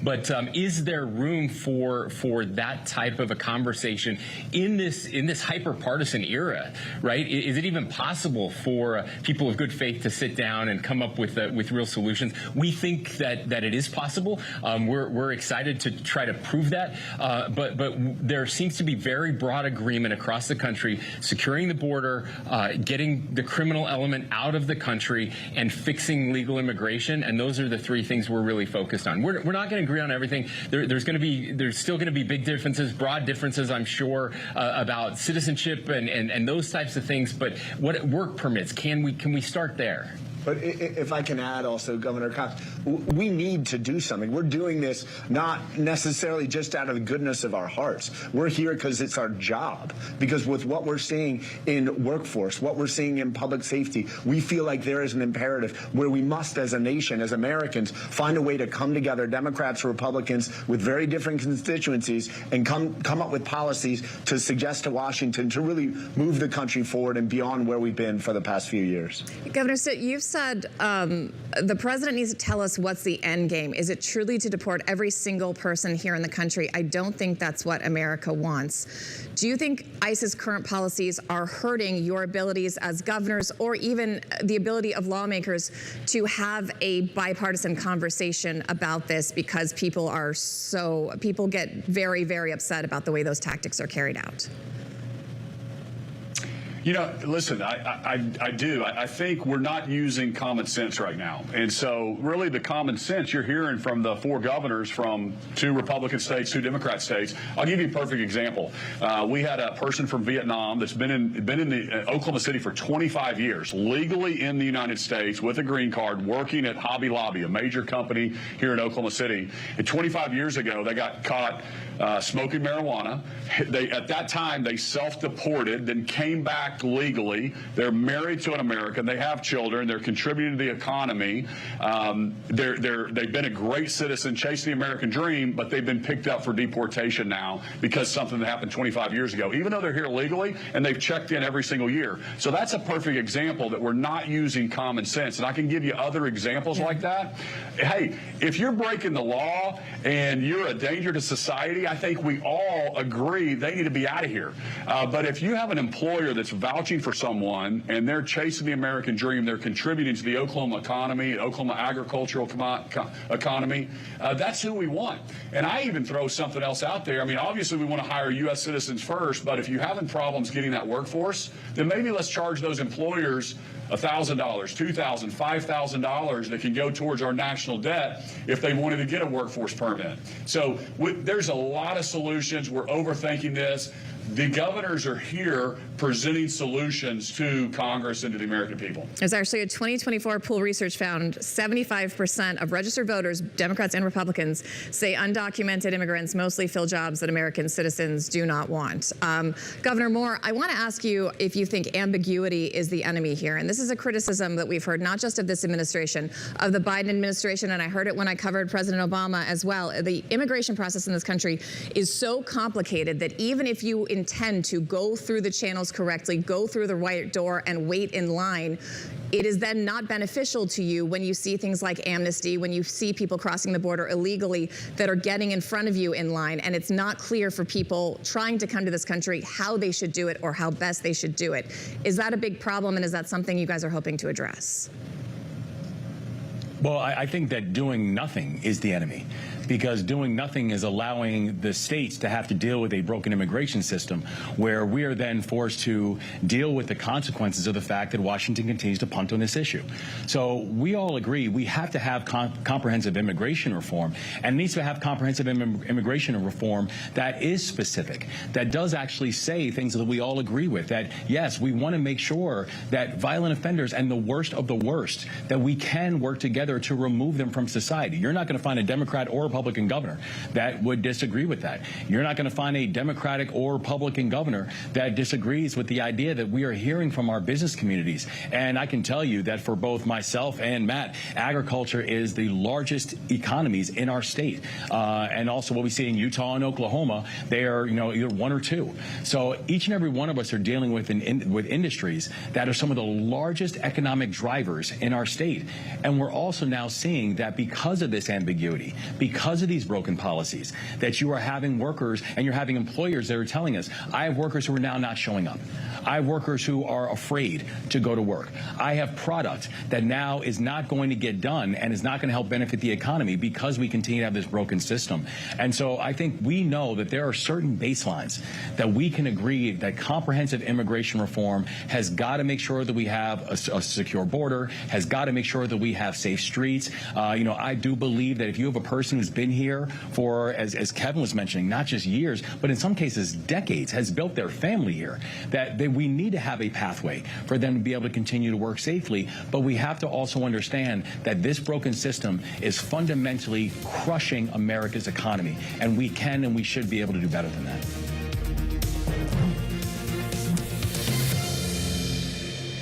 Today's CFOs are reshaping the C-suite. Bloomberg's chief future officer shines a spotlight on these dynamic leaders. What's the skill set that you would advise every aspiring CFO to develop? Psychology.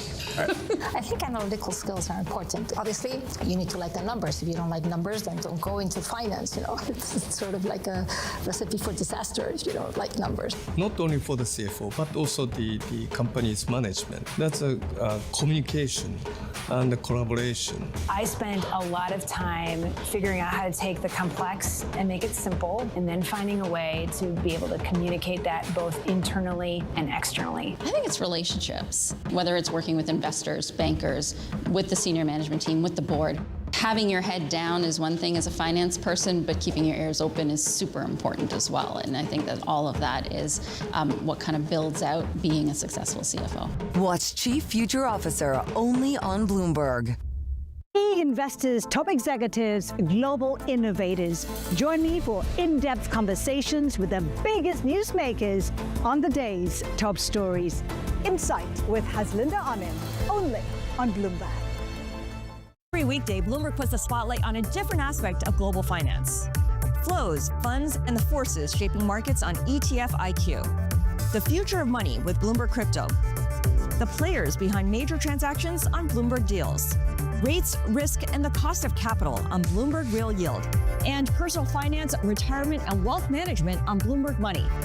A different topic every weekday, only on Bloomberg Television.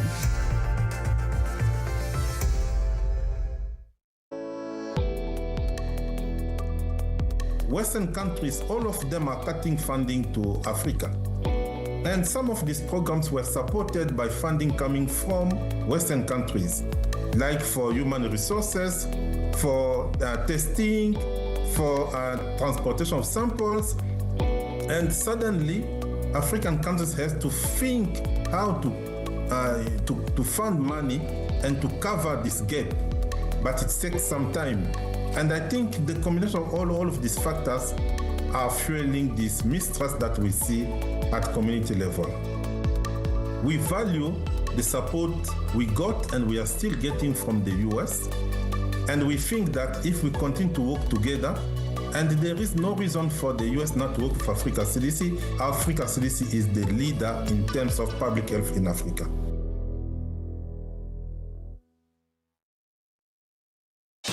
In case you missed it on Bloomberg Surveillance. We're journalists, we've got to ask, can this really continue at this rate? What we see in our data is a consumer's spending. If the consumers spend in America, that means the economy is okay, and that probably means the rest of the markets and the construct and the final demand is there. What are the potential thresholds that could potentially stymie some of the pipeline? People are borrowing because they see opportunity, whether it's equipment buying, whether it's hiring, whether it's building a plant, whether it's inventory buildup. Don't miss Bloomberg Surveillance, live every weekday. Good morning. This is Bloomberg Surveillance. Welcome back to the opening trade. It's Bloomberg Money. This is the Asia trade. This is Wall Street Week. Welcome to Balance of Power. You're watching Bloomberg Deals. Welcome to Bloomberg This Weekend. This is Bloomberg Television. Thank you for joining us live on Bloomberg This Weekend. I'm Tim Stenovec. Let's update you on today's top stories. President Trump is putting more pressure on the Senate to approve Attorney General nominee Todd Blanche. In a social media post this morning, the president says he will keep Blanche as acting AG and push for a $1.8 billion anti-weaponization fund unless Republicans John Cornyn and Thom Tillis drop their opposition. At Camp David yesterday, the president said officials had agreed not to create the fund, but he made clear he disagreed with the decision. In Arizona, authorities have released an early ransom note in the disappearance of Today Show host Savannah Guthrie's mother. A second note was also released yesterday, saying Nancy Guthrie died shortly after she was kidnapped and is, quote, buried in nature. Today marks 6 months since the 84-year-old was last seen at her home outside Tucson. Authorities hope someone will recognize the writing style in the notes. The Justice Department is dropping its criminal case against David Hearn, the former Olympic canoeist charged with deliberately damaging the Lincoln Memorial reflecting pool. Government lawyers say new information shows the damage to the pool's lining was caused by flawed installation by the contractor. Hearn's lawyers say the case never should have been brought. David and Christina. Tim, thank you very much. Appreciate it. Israel's Prime Minister Benjamin Netanyahu was one of several world leaders who made the pilgrimage to Washington, D.C. this week to attend the memorial service for the late Senator Lindsey Graham. And while he was in D.C., Netanyahu had a meeting with the president. It was productive, according to the White House, and excellent, according to the Prime Minister. All right, that being said, Israel's elections are less than 2 months away, and Netanyahu is facing a formidable challenger from his former military advisor, Gadi Eisenkot. We caught out with David Remnick, the editor of The New Yorker, who just published a new profile of Bibi's challenger. David, thanks for being here. And I want to start with some recent polling here from Channel 12 in Israel. A question to voters was, who's the best candidate for Israel's prime minister? 59% said not Netanyahu. And it makes me wonder sort of how vulnerable is the prime minister right now as he looks forward to this election? I want to mark it down right here. He is vulnerable, but I would never count Bibi Netanyahu out. You have to remember this country has moved steadily to the right in the last generation. Younger voters are even more conservative than their elders, and since October 7th, the country has moved to the right. So even though there's a lot of anti-Bibi sentiment for reasons we can discuss, and even though Gadi Eisenkot, the subject of the piece that in the New Yorker, is now seemingly in the lead, it's 3 months left in the race and a lot could happen. But can you explain how that doesn't translate to the polls when people go to vote? Well, I don't know. It's like long marriages. I think the country has grown sick of reports of his corruption. There are a lot of people who blame him for the national security collapse on October 7th. There are a lot of people who are angry about the deals he cuts with the ultra-Orthodox so that they don't have to go to the army or not get arrested for dodging the draft. There's a multiplicity of reasons, pick your poison. Most of the reasons are not the reasons that people here dislike him, I should add. And I should also say it's very important to note, I think tragically, that the business of two states and Palestinian rights is not exactly in the center of the campaign. Let's talk about Gadi Eisenkot, whom you profile in the piece. He's somebody who knows Netanyahu very well. He was in the IDF for decades, in the Knesset after that.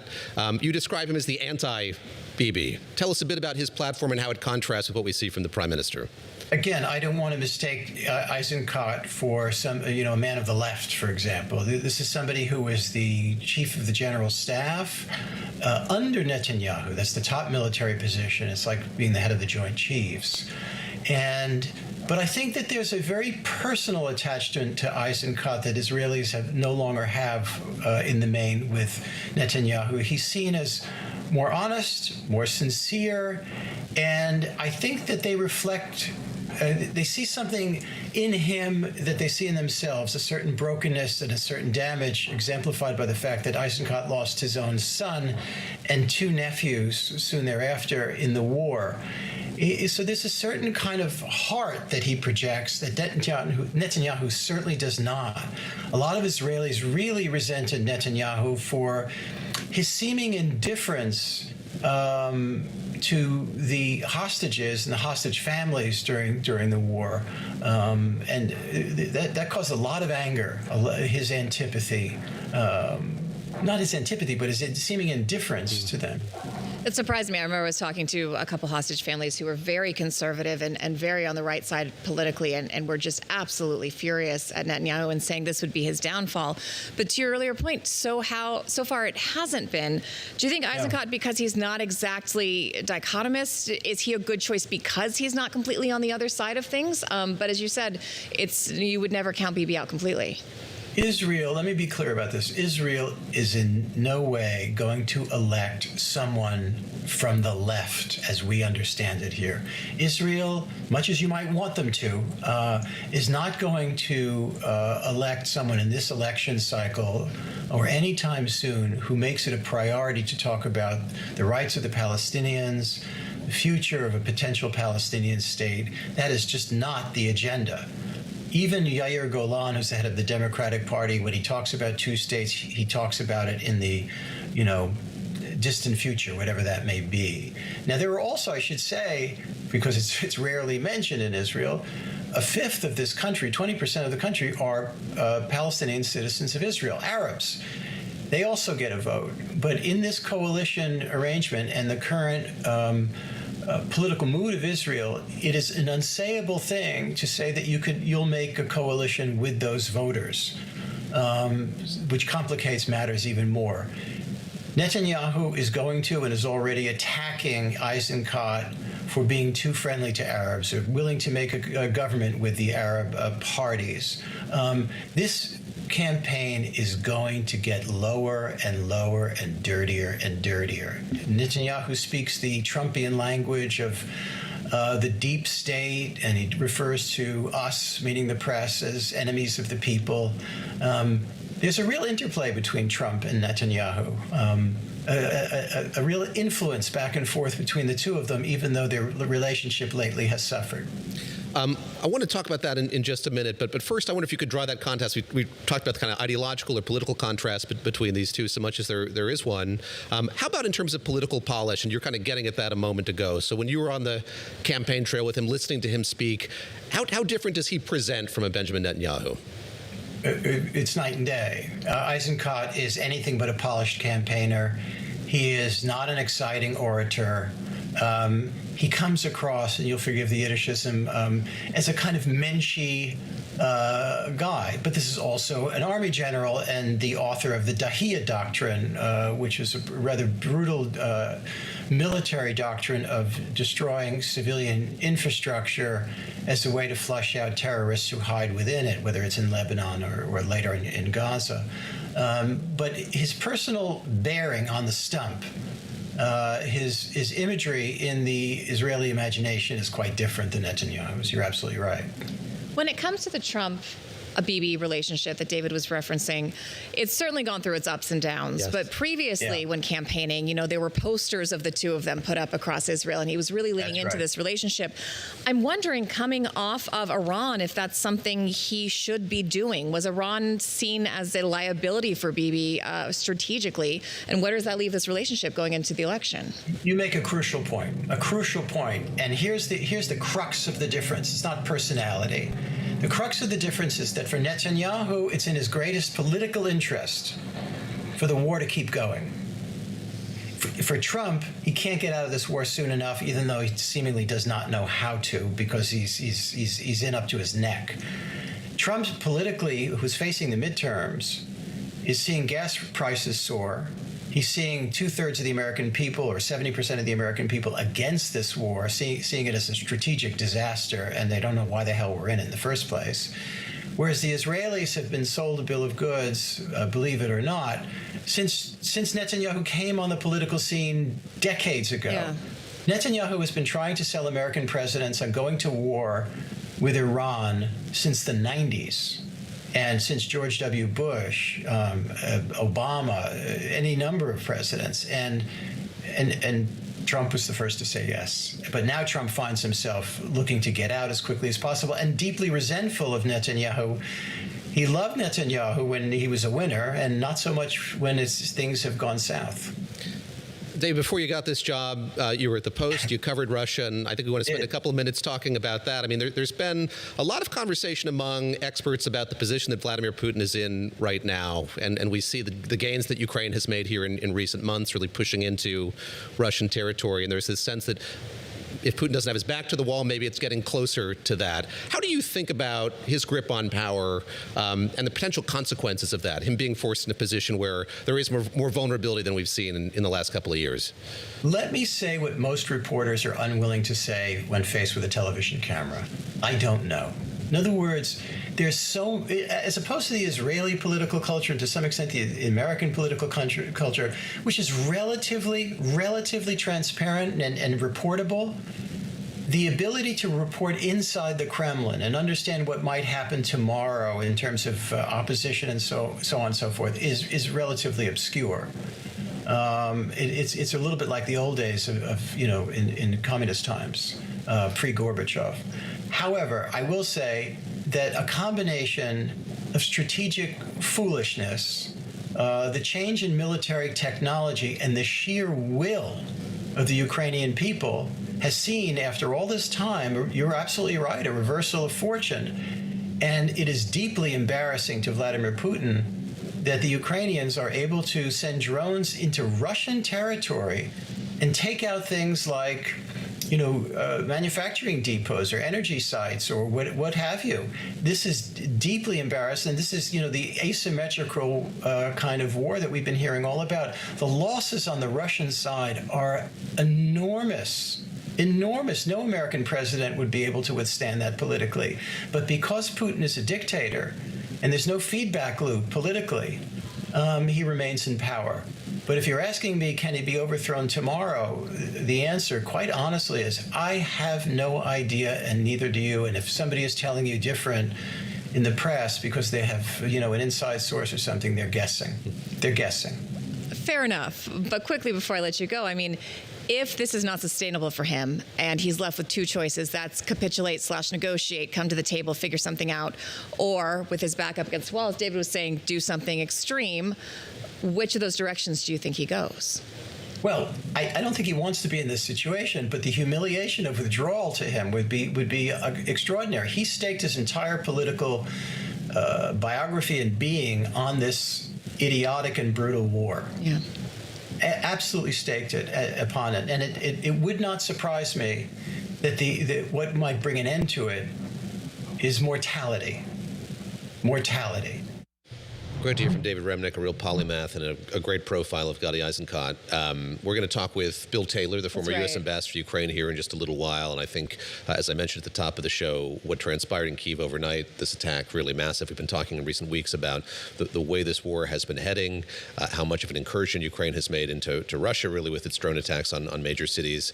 A fearsome attack by Russia last night. And that coming almost immediately after it looked like President Trump was backing off that pledge to give Ukraine the interceptors it's asked for so long. All right, coming up next, though, the fallout from FIFA president's plan to open the World Cup to outside investment. Could his job be on the line? Randall Williams joins us next here on the set of Bloomberg This Weekend.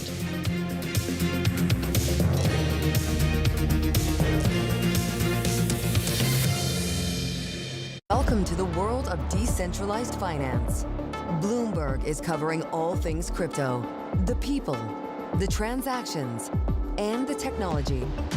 Bloomberg Crypto, Tuesdays only on Bloomberg. At 9:30 a.m., the market tells you what it's really thinking. We beat the drum to the opening bell. With deep analysis of the forces driving the price action. Focusing investors on what really matters. Where the money flows, which markets are changing. Conversations with players shaping the narrative. Innovative growth companies gravitate to NASDAQ. It's not just like, let's buy the Mag 7 or AI. That's a really compelling story. This is where your trading day begins. And this is Open Interest. Only on Bloomberg. Making money isn't about drowning in emotions. It's about understanding what's actually happening. Markets are the best way to glean signal from noise, and that is what we try to do every morning. This is Bloomberg Surveillance. The global economic playbook is being rewritten, and the levers of power are moving in real time. To see where the world is headed, you have to look where the action is. I'm Haslinda Amin in Singapore. I'm Menika Doshi in Mumbai. Welcome to Emerging the New Economy podcast. Each month, we dive deep into how the world's most exciting rising economies are shaping the global future. Join the conversation. Subscribe to Emerging on your favorite podcast platform today. The top names in global aviation are on Bloomberg. I've got a Gulf War that's getting worse. I've got an oil price that's at $90 a barrel.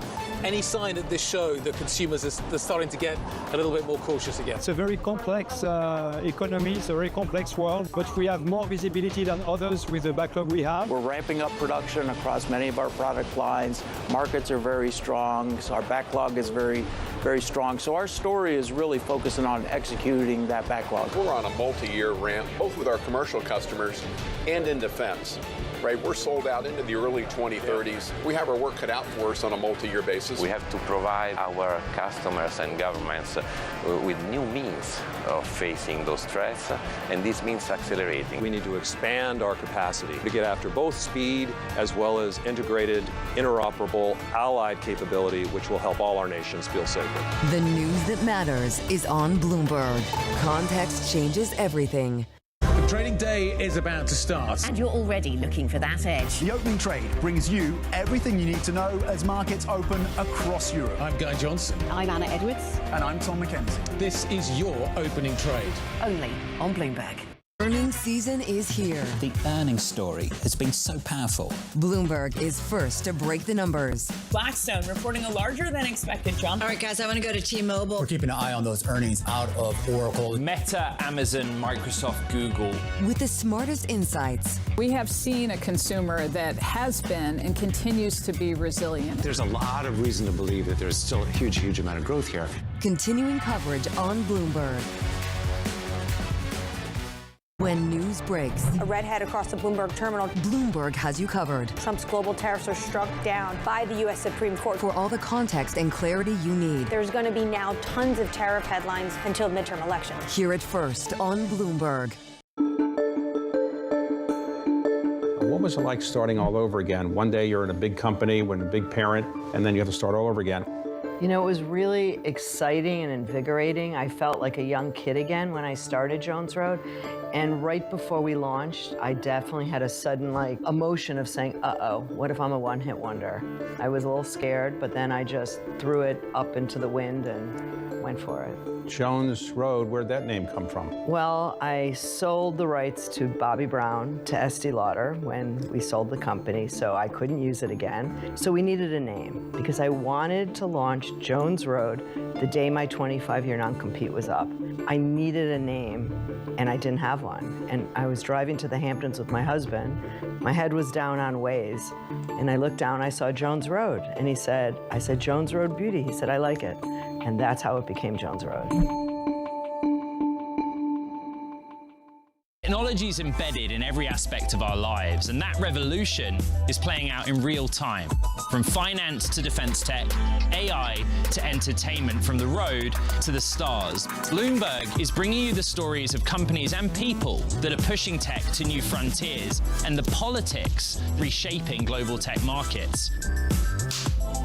I'm Ed Ludlow, live in San Francisco, and this is Bloomberg Tech. Every weekday, only on Bloomberg Television. Thank you for joining us live on Bloomberg This Weekend. I'm Tim Stenevec. Let's update you on some of today's top stories. The Big Ten and Southeastern conferences agreed last night to support a Senate bill that looks to regulate college sports. This after receiving concessions over language regarding third-party name, image, likeness deals.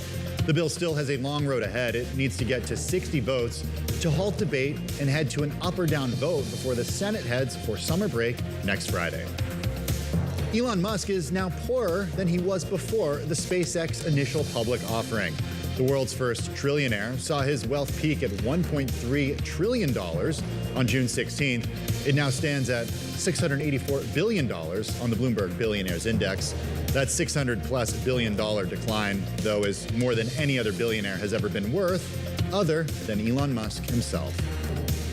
And former Republican Congressman George Santos has agreed to pay more than $35,000 to settle allegations that he manipulated a wager on the prediction market Kalshi about whether he'd attend the State of the Union address earlier this year.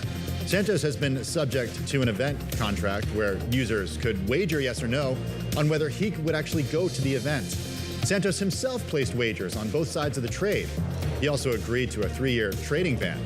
Christina and David. But Tim, he knew if he was going. If you're going to do the thing. Therein lies the rub. I guess that's the point. I guess that's why he knew that he would know the outcome, right? All right, well. Yeah. All right, leaving your options open. It's like when your options open. That's I'll a good let you joke. know if I want to come to the event. All right. All right. Thanks, Tim. Thank you, Tim. Got it. FIFA President Gianni Infantino has abandoned a controversial plan to create a commercial entity that would have opened the door to outside investors for the World Cup after facing intense opposition from key regional football bodies and top clubs. In a statement posted by FIFA to X, Infantino said, quote, "Having listened carefully to all the views, it's become clear that the project has created divisions of a nature that, regardless of the level of support, are no longer in the interest of the objectives set out in the first place." Joining us now is Bloomberg senior sports reporter Randall Williams. Randall, great to see you. And let me just start with kind of how far Gianni Infantino has fallen here. He was all over the country, all over the hemisphere during the World Cup. Can we just do a story on he had like more jet miles than almost anybody else? Cruising around in that Gulf Stream, up for re-election in March, enjoying quite a bit of support. Let's just start with the genesis of this idea. Where did it come from on the heels of a $15 billion World Cup? Why did he feel like this was the moment to kind of push forward this plan that's fallen apart? Well, Bloomberg previously reported that this was in progress way before the World Cup started. And so I imagine that Gianni Infantino knew that this World Cup was going to be the most successful yet, in large part because the U.S., Canada, and Mexico have stadiums set up unlike any other country in the world. And so he's looking at it and saying, okay, we're going to make more money than we've ever made. But why don't we make even more money than that? I have this private deal set up. It's good for everybody. And then UEFA and CONCACAF sort of stomped on that. And now he is in big trouble. Yeah, we have a statement this morning from UEFA. It says it welcomes FIFA's withdrawal of plans to sell stake in the World Cup, but it goes on and says we cannot keep going on like this with secret schemes on fast-track timescales cooked up by faceless individuals and a dubious benefit to the game. We must identify those responsible and hold them to account. The current FIFA leadership has not only lost UEFA's confidence, but also that of many other members of the football family. I mean, we were talking How do you really feel, UEFA? I feel... Right. I mean, that's... Not a lot of subtlety there, Randall. But is this real? I mean, he had kind of shored up his position so that he couldn't be kicked out, but it seems like that may be a reality? Yeah, it's a big question going forward. And you mentioned his reelection in March. I imagine that this puts a lot of question marks around it because they go on to say that the shabby backroom opaque deal he hatched and tried to force through was anything but transparent. And with reserves standing at over $5 billion, he has failed to use associations' money for the benefit of the game. And so they're basically saying, we don't trust you anymore. You have $5 billion in your bank account. Why do we need $20 billion more? And why did the world need this $4.2 billion deal with Joshua Kushner's Thrive Capital? I think he's going to have to do some campaigning to keep his job come March. Last I checked, FIFA, a nonprofit entity. How should we think about this in the context of that? You mentioned Joshua Kushner, Thrive Capital, the fund that he was creating here, the work that he's done with past athletic teams. This is a departure from the way that FIFA has operated for a long time. Should we no longer regard it as a nonprofit entity? How did Gianni Infantino kind of make the case that what he's doing here wasn't jeopardizing that categorization? Well, it has to be a nonprofit now that his deal failed. There you go. I think if you look at a comparison of this, people are talking about this in comparison to the PGA Tour versus the PGA Tour Enterprises, which is the tour's for-profit arm. But that came about because LIV Golf was actively threatening the PGA Tour. There was a legitimate rivalry between those two organizations for a couple of years, and the PGA Tour Enterprises helped settle that. It helped right some wrongs and helped steer golf in the right direction. And so that was the PGA Tour's version, and it's been welcomed by everybody involved in the golf world. This was not. This was as if, the PGA Tour did it, and then the players said, no, this is not right.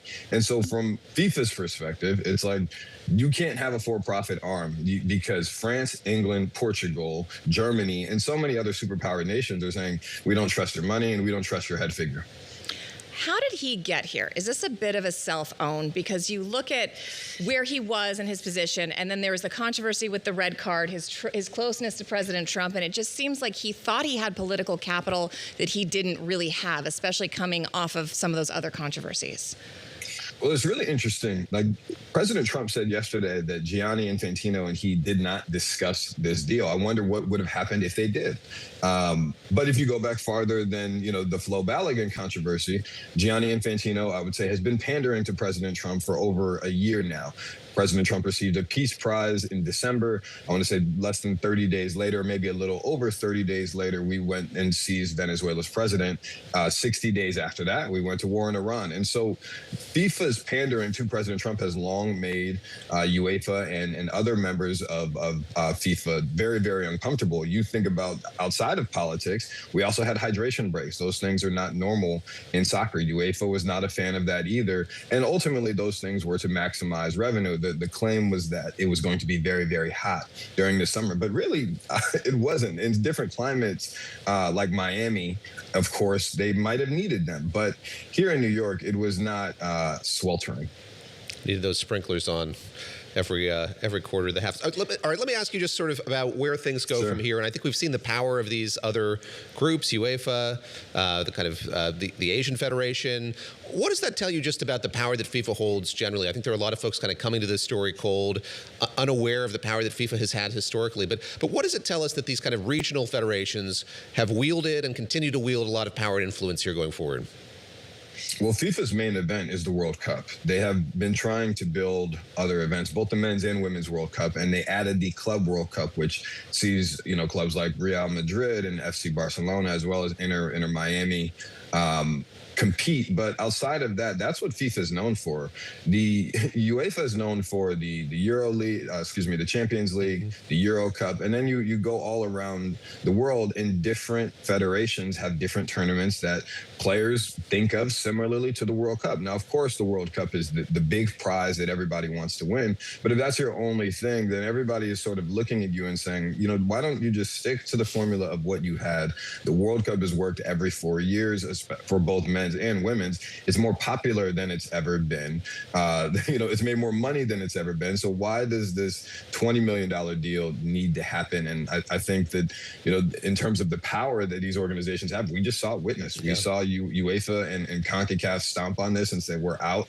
And next thing you know, within 48 hours or maybe 72 hours, this deal was dead.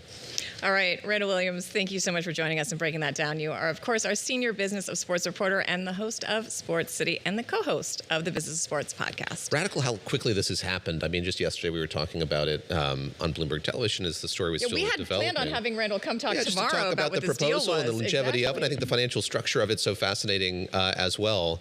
But as Randall was saying there, it'll be fascinating to watch here in the coming days sort of what this means for the leadership of Gianni Infantino. Of course, going back to Sepp Blatter, the bar for leadership at FIFA was pretty low, and they were forgiving of a lot for a very long time. Curious sort of if he lasts till March to this election. We're going to find out here in the weeks ahead. One of the ironies, of course, has been Sepp Blatter now criticizing Gianni Infantino, which is, you might want to be a little bit careful Glass there. houses, et cetera. Exactly. All right, moving on. Western Europe is still under the threat of dangerous wildfires. New evacuations issued at coastal towns in Greece. We're going to have a live report on the impact of tourism and livelihoods there in some of Europe's most popular destinations. You can take us with you no matter where you go. You can watch us on Bloomberg Television, listen to the show on Bloomberg Radio. You can stream it live on the Bloomberg Business app or watch it at Bloomberg.com. We'll be right back after this short break.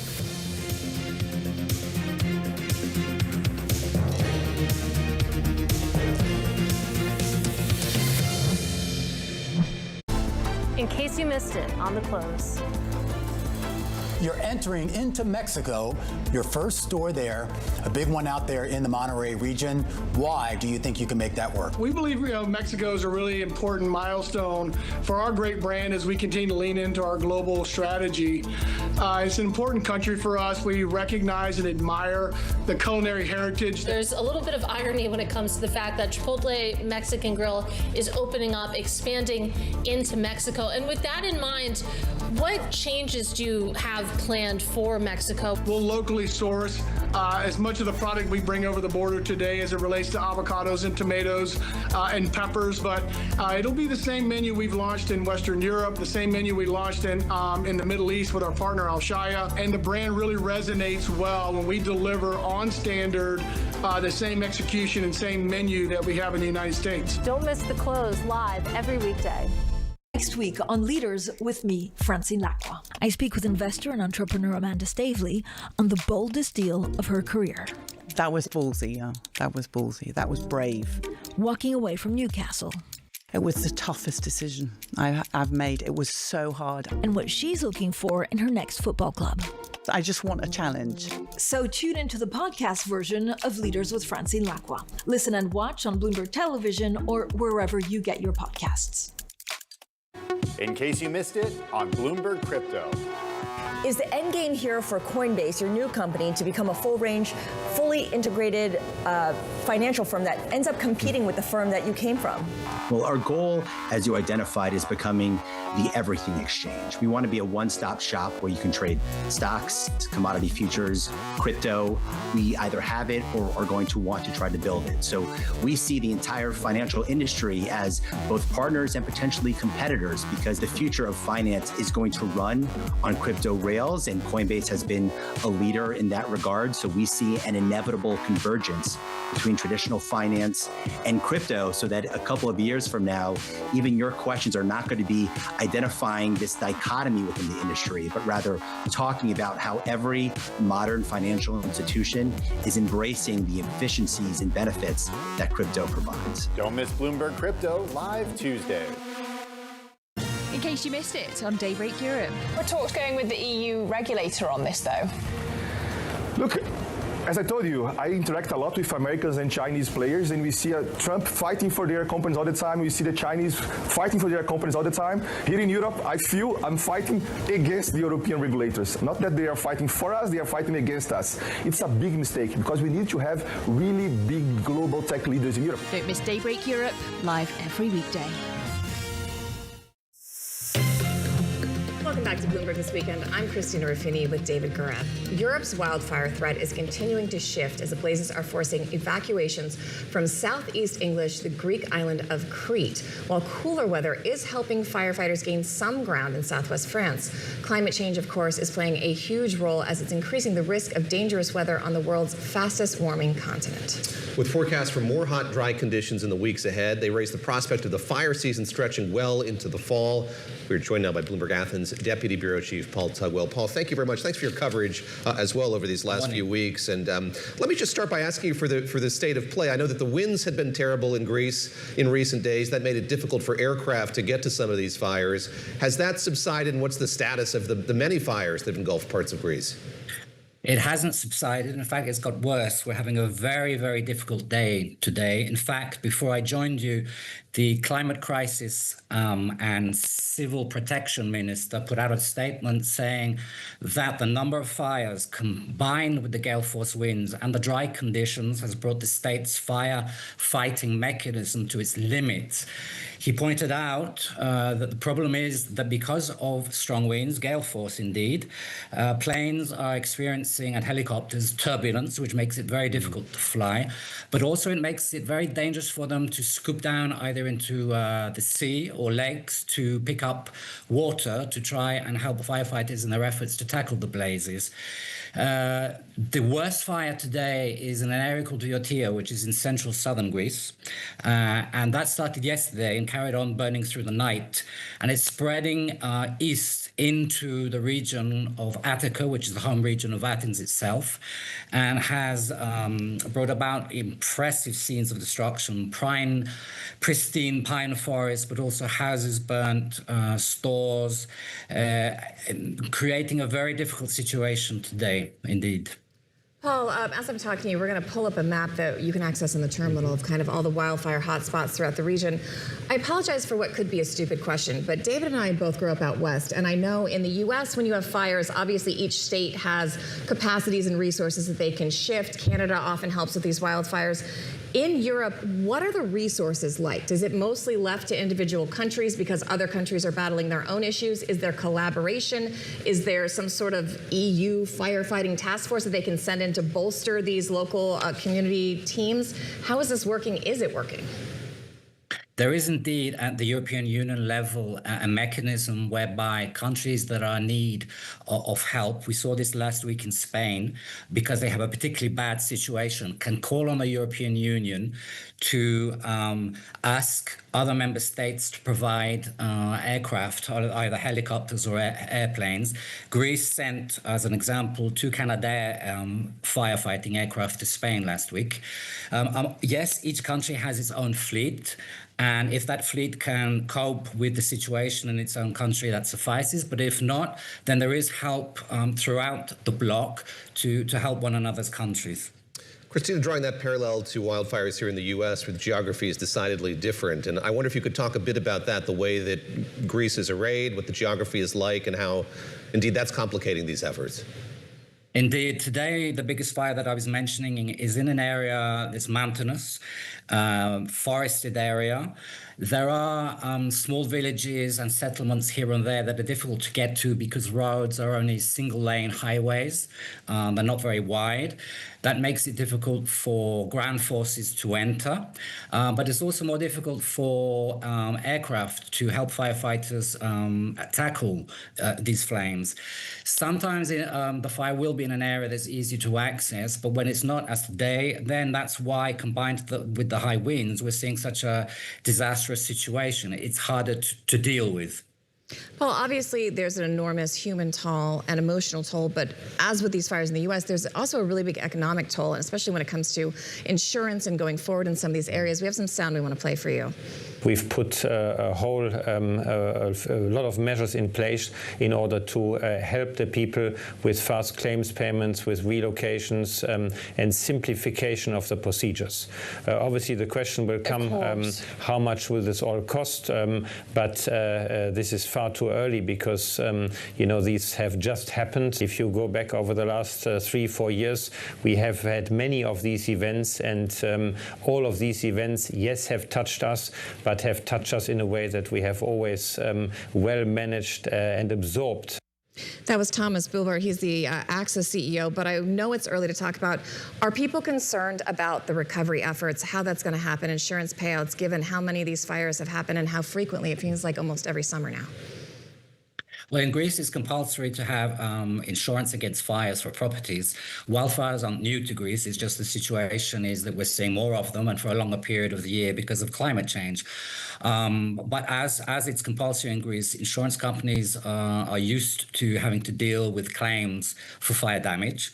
I would imagine going forward, as we see more fires, you're going to have maybe higher premiums as part of your insurance policy to insure against fires.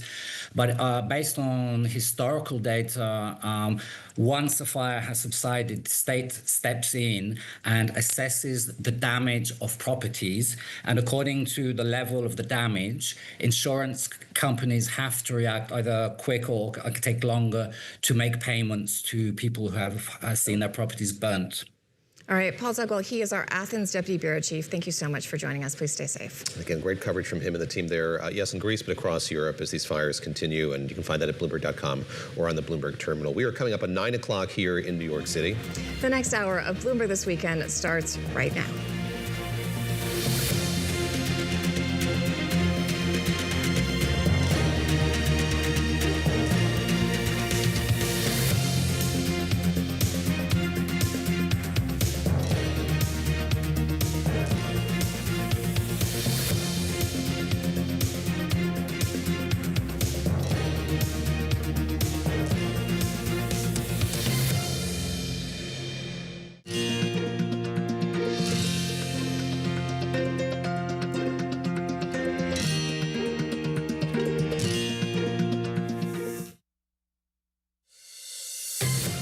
Welcome to Bloomberg This Weekend, live from New York with David Gura, Christina Ruffini, and Lisa Mateo. The latest headlines, key analysis, big interviews, and the stories that hit home on your days off.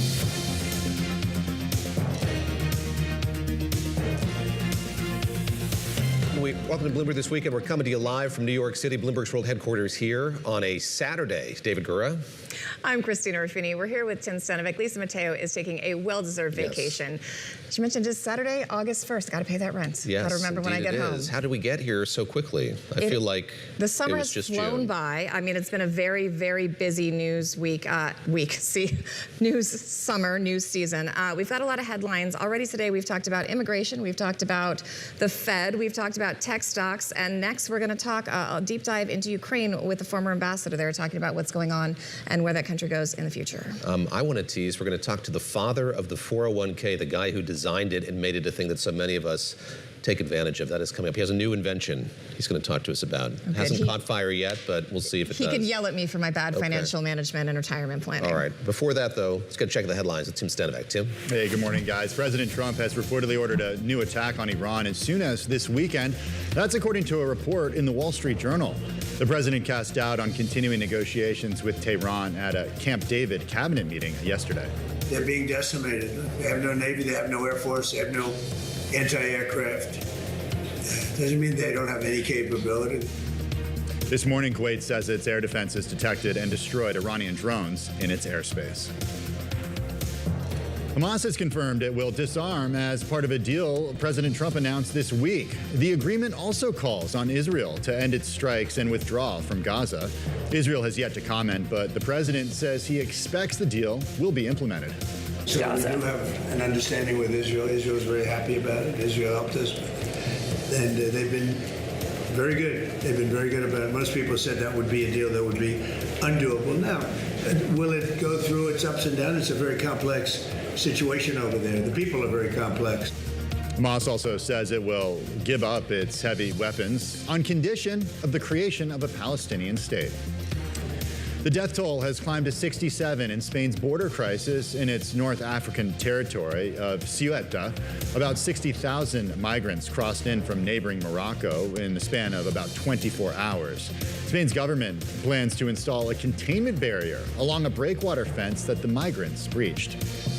And in France, firefighters are working to put out the last hotspots of a wildfire that's burned an area 4 times the size of Paris in Bordeaux. Meanwhile, strong winds are fanning dozens of blazes across Greece that have forced evacuations, including in coastal areas of northwest Athens. And Russia launched an intense barrage of drones and ballistic missiles overnight in Ukraine's capital, Kyiv. Authorities say at least 9 people were killed and 30 others injured. Meanwhile, Ukrainians struck oil facilities deep inside Russian territory this morning. Local authorities have confirmed a fire at an industrial site, but they aren't specifying what was damaged. David and Christina. Tim, thank you very much. Appreciate that. Thanks, Tim. As Tim just mentioned, a large-scale Russian missile attack killed at least 9 people in Kyiv just days after a Russian missile crashed in Poland this week, about 62 miles from the country's border with Ukraine. NATO Secretary Mark Rutte called the incident yet another reckless act by Russia and a dangerous consequence of its war against Ukraine. According to Poland's prime minister, there is no reason to believe that Poland was the target, but Donald Tusk says he has been in touch with European leaders who, quote, all expressed their full solidarity and readiness to provide any assistance. Joining us now on this Saturday is Bill Taylor, former U.S. ambassador to Ukraine. He's currently a distinguished fellow at the Atlantic Council. Ambassador, great to have you with us once again. And let's start with this attack and sort of how you see it in the broader sweep of what's been happening in this war over the last few months. I know that you were in Ukraine just a couple of months ago, and so much of what we've heard in recent weeks on this show is that Ukraine has gained the upper hand here, has had an advantage, has been pursuing more targets within Russia itself in St. Petersburg and in Moscow. What does this latest round of attacks that we saw overnight tell you about the trajectory of this war? Well, David, this tells us that Putin is willing to fire at civilian targets, increase the number of these ballistic missiles that he fires into Ukraine, into the capital, but not just the capital. My sense is he's desperate to try to get the Ukrainians to quit, to surrender, to stop fighting, and they won't.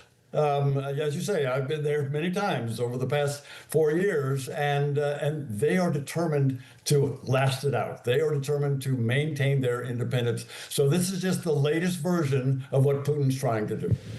Ambassador, I do want to ask you, it can't be a coincidence that this larger attack comes right after we heard from the president, him backing away from that pledge to give Ukraine interceptors. We have some sound from the cabinet meeting I'm going to let you listen to. Now, we have not agreed to that. We're talking about it, but it's a hard thing to give away that kind of technology. That's basically being asked if they have agreed, which it seemed like that agreement was going forward, to let Ukraine license Patriot missiles. We had Republican Mike McCall on the show who said it was incredibly important, and he was going to fight with the White House, not only the White House, but the defense contractors if they were in the way. Why do you think the president has changed his mind on this, and how consequential is that to the conflict at this point? Well, the consequences for the conflict, Christina, at this point are frankly very small. That is, even if these licenses were granted, as President Trump said they were going to be in Ankara last month, even if they were granted today, it would be a long time, months, maybe a year, before the Ukrainians could actually start pumping out these Patriot missiles. So the immediate effect is not great. What should happen, what needs to happen, is other nations, as well as the United States, we should provide the Ukrainians with the missiles that exist right now. They are being bombarded, as you've just reported, every night with these long-range ballistic missiles from Russia. And the only thing that can stop them right now are these Patriot missiles. And there are Patriot missiles that are available. Yes, the stocks have been drawn down by the war in Iran, but there are missiles in inventories that could be used. And the Ukrainians are not waiting. Ukrainians are not waiting for these licenses that may or may not come, as the president has said. He may be backing off of that. The Ukrainians are making their own, developing their own version of Patriots. Just going to cite something else that's happened here over the last few hours. So we had those comments from President Trump, and then there was a post on X from President Zelensky about a conversation that he had with Vice President Vance by telephone, called it a good phone call. Quote, "We followed up on our recent meetings with President Trump in Washington, which was positive and productive, as Russia's air attacks on our country continue unabated. Air defense, specifically Patriot interceptors against ballistic missiles, remains a top priority." What is your sense of the quality of communication here between Ukraine's president and the Trump administration? We could go back to the NATO summit, which there was that meeting between President Zelensky and President Trump, and I think a good deal of happy talk and good feeling about how that went. Do you feel like the president at this point in time, from the comments that he made at that cabinet meeting and elsewhere, is seeing this conflict in a different light than he had before? I think so, David. I think he is. And I think the reason is President Trump recognizes that, as you've just reported, Ukraine is actually on the front foot. They have the initiative. They are pushing back on the Russians, firing deep into Russia with these long-range missiles that they make themselves, the long-range cruise missiles that they make themselves, as well as killing more Russians on the front line in Ukraine than the Russians can recruit. So the Russians are having difficulty on the battlefield. They can't defend themselves against the Ukrainian missiles, but the Ukrainians are vulnerable to these ballistic missiles, and they need those interceptors. They need the Patriot interceptors now, even while they develop their own. The attrition rate for Russian soldiers is really startling. We've got President Zelensky was talking about that on Fox News on Tuesday. So now Putin is losing 30,000 his soldiers per month. This is big, too much losses, like President Trump says. It's many losses, but he doesn't want to stop this war. So now initiative not in the hands of Putin. The claim from Ukraine there is that the Russians are losing 20,000 soldiers per month. If this war turns into a war of attrition, logic would think the larger country will last longer, but it's not really an even conflict like that. The other thing that comes to mind is, the USSR played this game in Afghanistan, and it precipitated the fall of the Soviet Union. Is there a risk here to the security of Putin, to the Russian government, if this continues at this rate? Christina, you're absolutely right. There is that risk. And you're right to point out that the Soviet defeat in Afghanistan led to the fall of the Soviet Union. That has to worry Putin. That has to worry Putin as the pressure builds on him. And President Zelensky's right. The ratio of Russian soldiers to Ukrainian soldiers killed is 8-to-1. 8 Russians for 1 Ukrainian. That's not sustainable. Putin has to realize that he cannot win, that he's losing on the battlefield. His economy is in very bad shape, thanks to sanctions, but also thanks to the Ukrainian attacks. Putin is going to have to end this war soon, or as you just pointed out, he's in trouble like the Soviet Union was. I want to pull back, if we could. I want to ask you just about the U.S.'s attitude toward Europe more broadly now. And I saw a piece this morning by Paul McCleary of Politico writing about how the Pentagon is giving up leadership of a U.S.-led NATO command in Wiesbaden, Germany. This is the Security Assistance Group, rather. What does that tell you? The statement from the Pentagon that Paul McCleary got is that SAGU is always meant to be temporary. This effort is aimed at burden shifting within the alliance to support Ukraine and to align U.S. resources in accordance with the national defense strategy. Let's linger on that for a moment here. And I'm curious what your thoughts are about the U.S. changing tack, changing position at a moment when it does seem like there is a lot of European, certainly international interest in what's happening here in Ukraine and what it means for the continent more broadly. David, you're exactly right. You're exactly right. The Europeans are stepping up. Europeans feel the threat of Russia more directly than our Pentagon, apparently. The Europeans are stepping up financially. They provided a $100 billion loan. It's going to keep the Ukrainians going for a good 2 years with weapons as well as their government. So the Europeans are also buying weapons from the United States manufacturers and providing them to the Ukrainians. The Europeans and the European members of NATO are really stepping up, and that is having an effect. It is having a real effect. It's too bad for us. That is, we're forfeiting, as you just indicated, we're forfeiting leadership. But the Europeans are stepping up, and the Ukrainians appreciate the Europeans' leadership. I think the president and this administration would argue that it's well past time for Europe to step up, to contribute more to their own defense. And that's an argument that even President Obama agreed with in his time. He was constantly frustrated with NATO allies. But is there something the U.S. gives up? Does the U.S. lose control, lose influence, and lose the ability to wield that large body of allies by pulling back and allowing Europe to take more control of its own destiny? Christina, both things are true. That is, the Europeans are stepping up. They are developing their own defenses. They are able to operate and increasingly able to operate on their own. And that's a good thing. That's even a good thing for NATO, for the Europeans to be able to do that. But you're exactly right.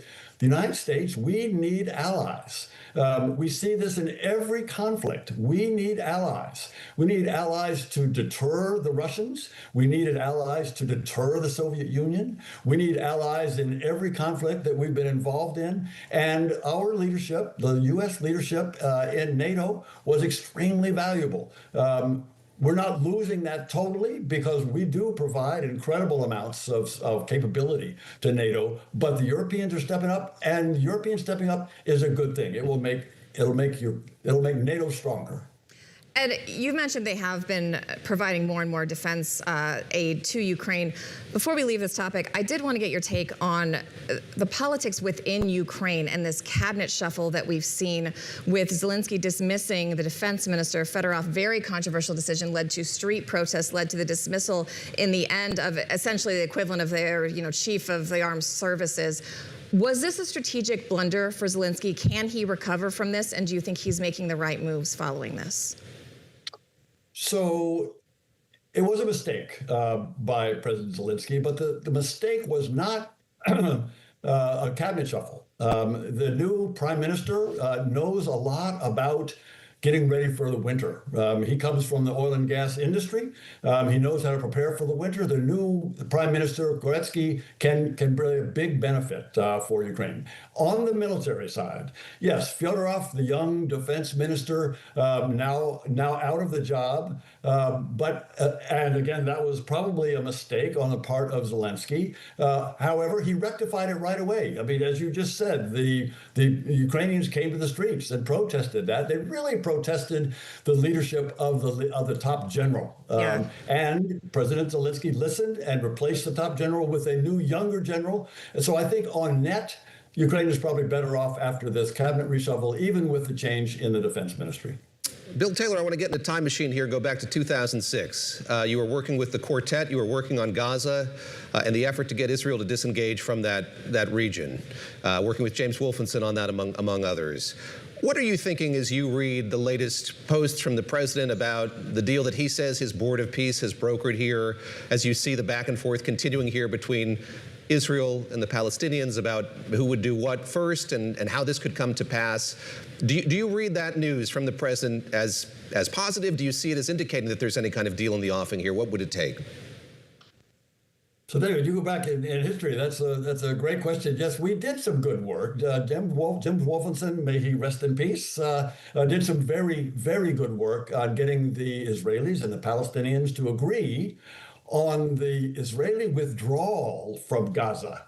And that was a success. It was very controversial, but they agreed, the Israelis agreed to withdraw from Gaza, and Jim Wolfenson and his team helped on that. That's what's necessary today, that kind of working with the Israelis and the Palestinians to come up with a formula which it probably includes a state for Palestine in order to get to a place where there's going to be peace in that region. Ambassador, given where Netanyahu is in the election cycle, given the viability of a Palestinian state at this time, I mean, people aren't even speaking like it's an option anymore. Is that a realistic goal at this point? And if not, what is the alternative? Christina, that's the problem. That's the problem. There is no alternative that anyone has come up with. There needs to be two states. Israel and Palestine. There needs to be probably different leadership in both, and that's possible because the current leadership in both is not able to come up with this. But that's the end goal. That has to be the end point. There's not an alternative.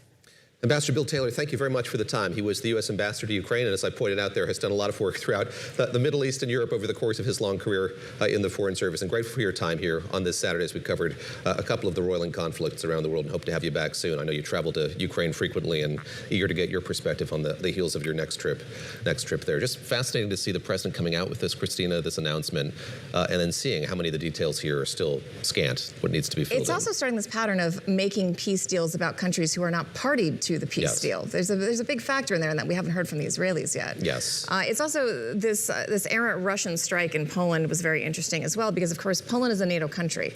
So the big fear in this conflict was spillover, and so far as you saw, it's holding, but things are getting tense and I think that's along why that border. Prime Minister Tusk so emphatic there that he doesn't think that Poland was deliberately targeted by Russia. Important distinction. Yeah. All right. It would be Kevin Warsh's most significant move yet as chair of the Federal Reserve, cutting down on the number of Federal Open Market Committee meetings. What would the market reaction be after what was already a chaotic week on Wall Street?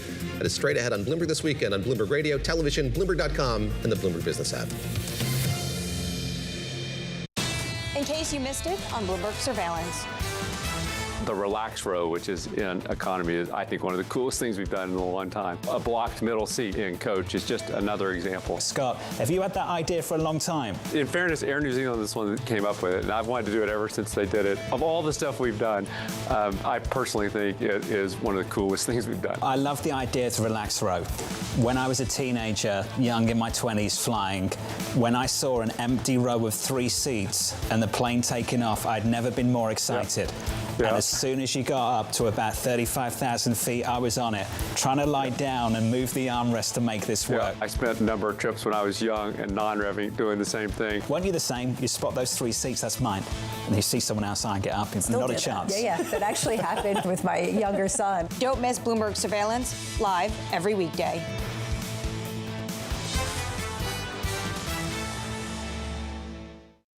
From the world of politics to the world of business, Joe Matthew and Kaylee Lines deliver news, insight, and analysis live 2 times a day, every trading day. Balance of Power at 1 and 5 Eastern, only on Bloomberg.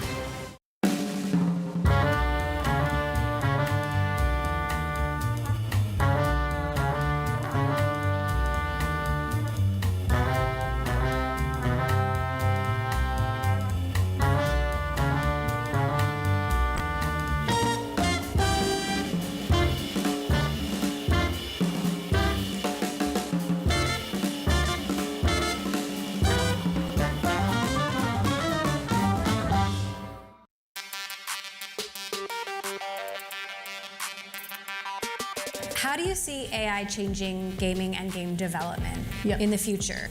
Look, I think the biggest thing that I'm thinking about is how do we just make sure it's solving problems. On the game development side, I've gone to a lot of our studios, whether big and small, and I'm blown away with how they're using AI in the production pipelines, how they're using it for iteration and prototyping. That's not production ready, there's still work. And so, 30% of game development is software, and so there's the traditional applications that we see in enterprise.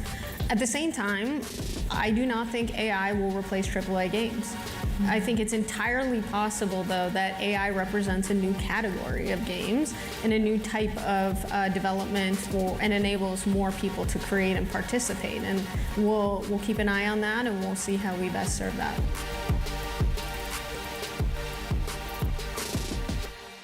Next week on Leaders with me, Francine Lacqua. I speak with investor and entrepreneur Amanda Stavely on the boldest deal of her career.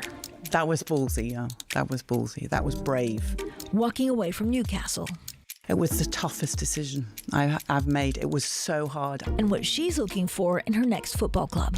I just want a challenge. So tune into the podcast version of Leaders with Francine Lacqua. Listen and watch on Bloomberg Television or wherever you get your podcasts. Asia is at the forefront of some of the world's biggest stories. And we're here, where the action starts in Sydney. And in Tokyo, get ahead as the global trading day begins. The Asia Trade, weekdays only on Bloomberg. Thank you for joining us live on Bloomberg This Weekend. I'm Tim Stenivek. Let's update you on today's top stories.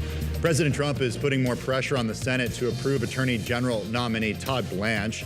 In a social media post this morning, the president says he will keep Blanche as acting AG and push for a $1.8 billion anti-weaponization fund unless Republicans John Cornyn and Thom Tillis drop their opposition. Tillis is responding in a post on X. He says it's unfortunate Blanche won't be confirmed because of the president's reversal on the fund. He says he hopes this can be resolved Tuesday when the Senate takes up Blanche's nomination again. In Arizona, authorities have released early ransom notes from the disappearance of Today's Show host Savannah Guthrie's mother. Today marks 6 months since the 84-year-old Nancy Guthrie was last seen at her home outside of Tucson. Authorities hope someone will recognize the writing style in the notes. The Marine Corps says a pilot who ejected from an F-35B stealth fighter is expected to live.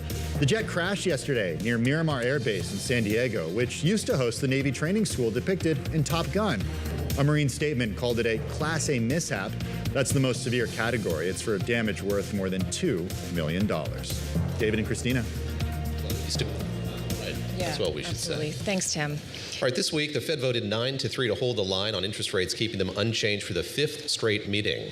This was Kevin Warsh's second meeting as chairman, and while he echoed many of the themes from the first go-around, he received some criticism for the lack of specifics on how he plans to tackle inflation. All right, with us now, Kevin Gordon. He's head of macro research and strategy at Schwab. And you know what? Tim Stenivek, why don't you come over here and join the couches?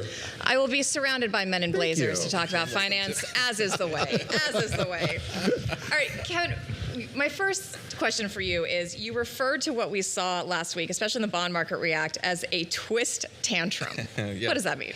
So I was thinking about Operation Twist, about 15-ish years ago, where you basically had the opposite reaction in the bond market, which was 30-year yields coming down, 2-year yields moving up. That was, a direct intervention, result of a direct intervention from the Fed. So of course different than I think what Warsh was probably hoping what would happen in terms of the reaction in the bond market on Wednesday. But I think the reaction is very much consistent with what you've heard in terms of the sort of lack of details and clarity around the Fed's framework, or at least Warsh's framework for how they're thinking about setting policy, and more, I think, sort of a reaction to what he didn't say as opposed to what was said during the meeting. So it's become almost this, I think, tantrum in the market because, the more you go with the Fed and in Warsh in particular, talking about getting to price stability, but not specifying, how to get there and what the cadence of rate hiking is going to look like to do that or to achieve that, that's where you get more of that rupture and that negative reaction. Tim Stenivek, I'm going to read here from Anna Wong, our chief U.S. economist, who tweeted this. Kevin Warsh managed to say a lot without saying anything. If Greenspan's mantra is, if you think you can understand what I'm saying, you don't understand what I'm saying, Warsh's would be, if you think I'm saying anything at all, you don't understand what I'm saying. You on Business Week Daily, watching all of this unfold, dealing with it in real time. What was your reaction just to the way in which the chairman engaged with, yes, the decision, the state of the economy, and indeed his plans for the Fed, so much as he detailed them, and what the Fed's reaction mechanism is? Well, it was about the communication strategy for me. And this is coming from, really just being used to what we heard from our previous Fed chair, Jay Powell, for the last 8 years. And I think a lot of people, including the market, David, are really trying to get to know what his strategy is and what his communications methods are. And I think we saw that play out in the instant reaction from the bond market on that day, and then the reaction that we also saw in the equity market. I think, too, we're going to have to wait and see what all the Fed speakers then go out and say, and that's sort of like a part of this whole process that I really look forward to, because it's not just the chair who we hear from. It's all the different members of the FOMC and also the voting members, and the way that they communicate what they see as their mission at the Fed and how they achieve stable prices and maximum employment. And Kevin, Warsh has been very clear about how he feels about forward guidance. But not providing forward guidance is different than not providing details on how he's planning to tackle inflation or shape monetary policy. Is that what you're seeing in the markets? Yes, and I think also, and I'm glad you point out the distinction, because you do get some members of the FOMC that are a lot more pointed in how they think about, setting policy. So of the dissenters that we had at the meeting, the 3 dissenters, they have been a little bit more pointed in saying, hey, we should probably go in increments now, and then that sort of helps us avoid having to do a larger hike in the future. That's a little more leaning towards forward guidance, but just I think the simple sort of framework around, and somebody had asked the question in the press conference of how do you respond to a supply shock dominated environment? How do you think about policy in that environment? And not having an understanding, us not knowing how he thinks about that, it makes it a little bit more difficult, because I think that's so central to the post-pandemic era for the Fed and for central banks around the world, is the fact that, and Neil Kashkari pointed this out, I think most explicitly in his dissent, we are in this environment of successive supply shocks, whether it's war-related, whether it's climate-related. They have been adding to kind of this broader base of inflation pressure, especially in the United States. So it has prevented the Fed from getting to its 2% target. And of course, monetary policy is less effective in those instances versus a demand shock generated environment or dominated environment. But, understanding, I think, how to sort of calibrate policy around that is, that's going to be key moving forward. But this is the challenge of the Fed, Kevin, and this is like, how does this actually, how is the Fed actually able to drill for more oil or lower prices or create more housing? These are or not regulate AI. These are not things that the Fed can do. Yeah, can't print barrels of oil. No, I think that, but when you think about the mandate and the way that the market views this, you think about just the mandate. I mean, nothing is simple about the Fed, but the simplicity of the dual mandate of maximum employment, stable prices, just understanding how they're going to approach policy to get to that point. Because again, at the end of the day, the market is going to price what it thinks the Fed will do. Not necessarily what it should do, but probably what it will do. So the more you have that disconnect, the more you get these sort of ruptures. So it's not as if the Fed can sort of solve for some of this inflation that's being generated from this AI capex cycle, for example. I mean, you could sort of argue, and I know some have made the argument that you almost need 2 interest rates right now in a sort of 2-speed economy, where you need something a little bit higher probably for business investment, maybe something a little bit lower on the consumer end. Of course, that's not how things work. But when it comes to the mandate and how policy is set, and ultimately, how markets view inflation fighting credibility, but also labor saving credibility when it gets to that point, that becomes crucial. We're already dealing with a K-shaped economy. I don't think we need K-shaped interest rates, David.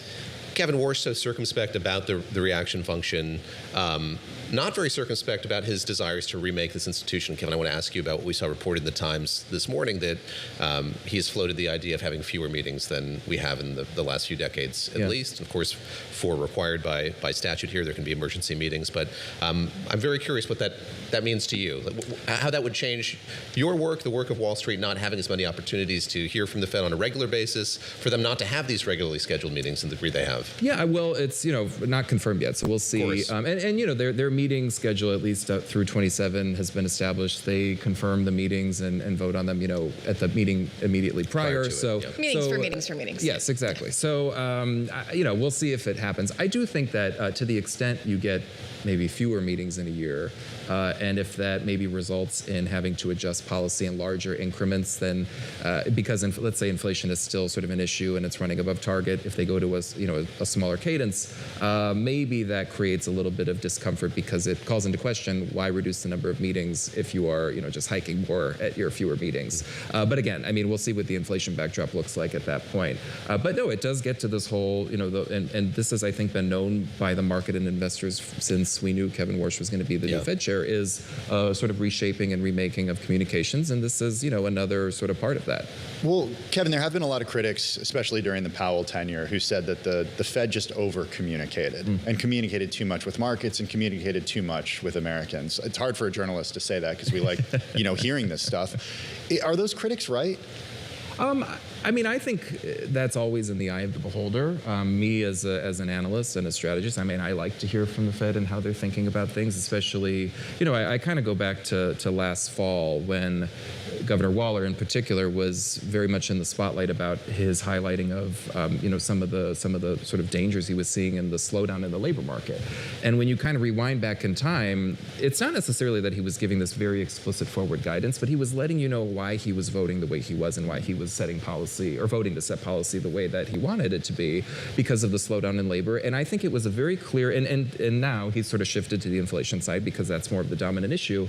I think that's a clear sort of example as to how communication can be helpful and very effective because you get a very good sense of how the sort of the different members of the Fed evolve and their thinking about the evolution of the mandates and whether they're dueling or whether one is clearly more of an issue or not. So I'm a fan of communication. I mean, it's always going to, it's up to everybody whether they think it's over communication or not.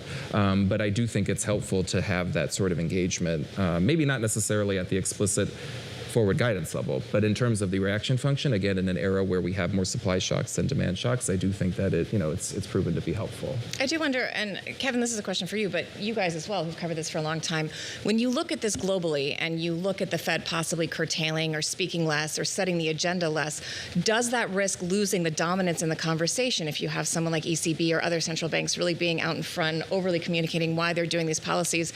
We're just talking about U.S. pulling back from NATO, and that means the U.S. has less influence in NATO. Does the same kind of track in the financial sector?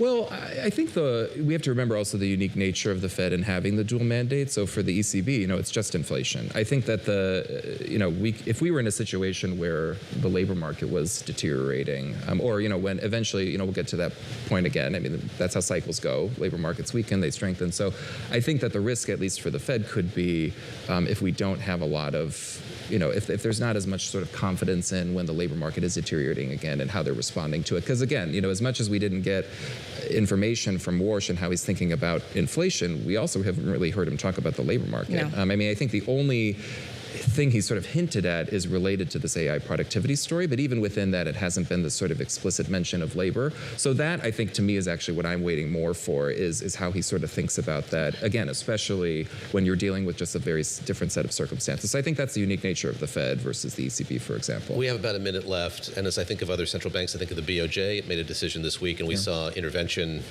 in the yen. We saw our Treasury Secretary Scott Bessent kind of jawboning the yen as well. And literally write on a piece of paper in the cabinet meeting that they got a photo of, buy yen.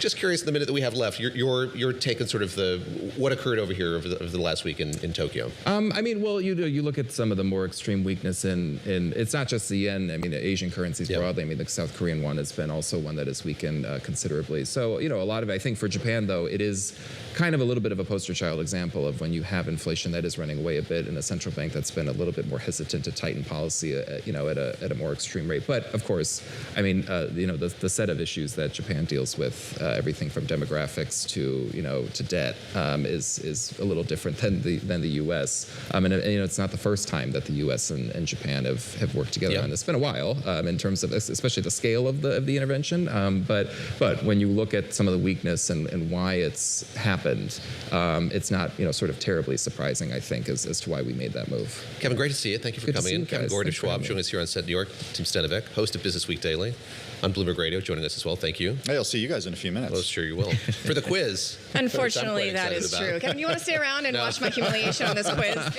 Feel free to stick around. All right. Coming up, he is known as the father of the 401k, and he's out with a new retirement plan. What you need to know about Radish. That's coming up next, live on Bloomberg This Weekend.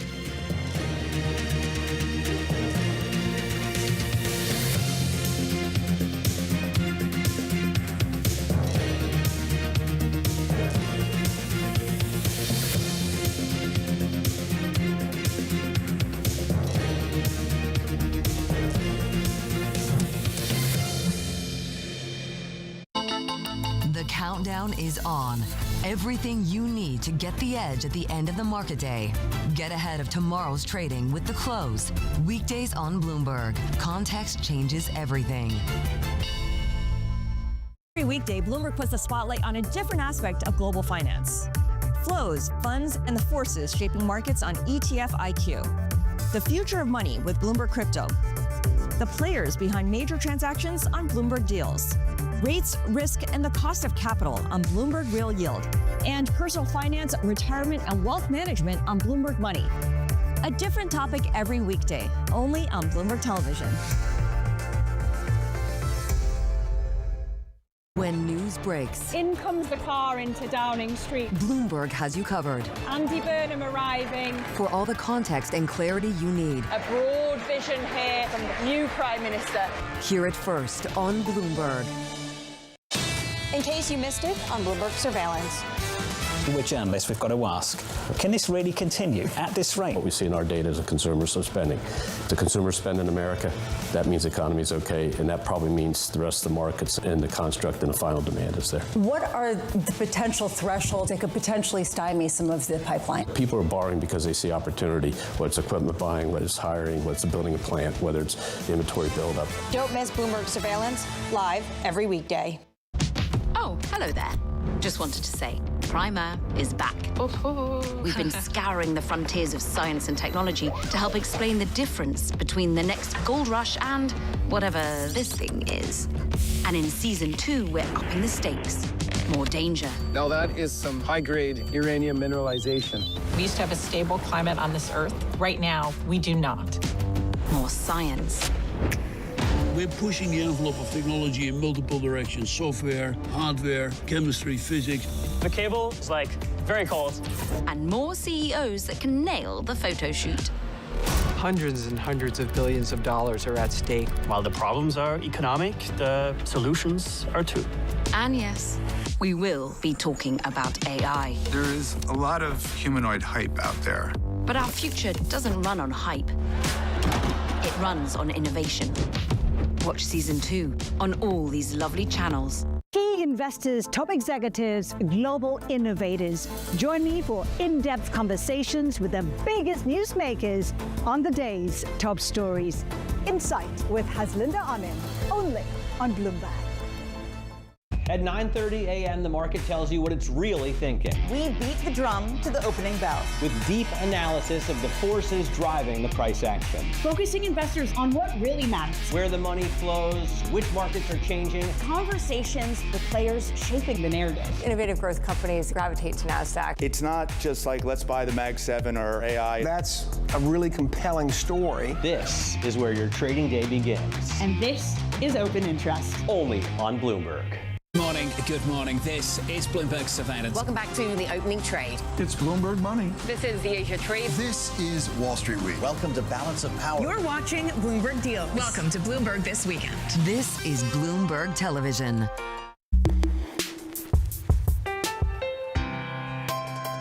My old mentor, Roger Staubach, who told me when I transitioned, football will never leave you, but you need to leave it. Wow. Everyone has a dream, and a lot of dreams are, my dream is to play football and play professional football, and you get the dream comes true, but it is going to end. And the day it ends, the day before it ends, you're one of the best in the world. Great. The next day you wake up, that's gone. What are you great at? And the truth is, nothing, right? I'm not great at anything else. I talk about it all the time, Steve, is this whole idea of it's not from penthouse to penthouse. And what I mean by that is you played for 15, 20 years and you're in the penthouse. That doesn't mean that you come to the business world and you're going to be in the penthouse. Now, you don't start in the third floor or the lobby. You actually have to start in the basement.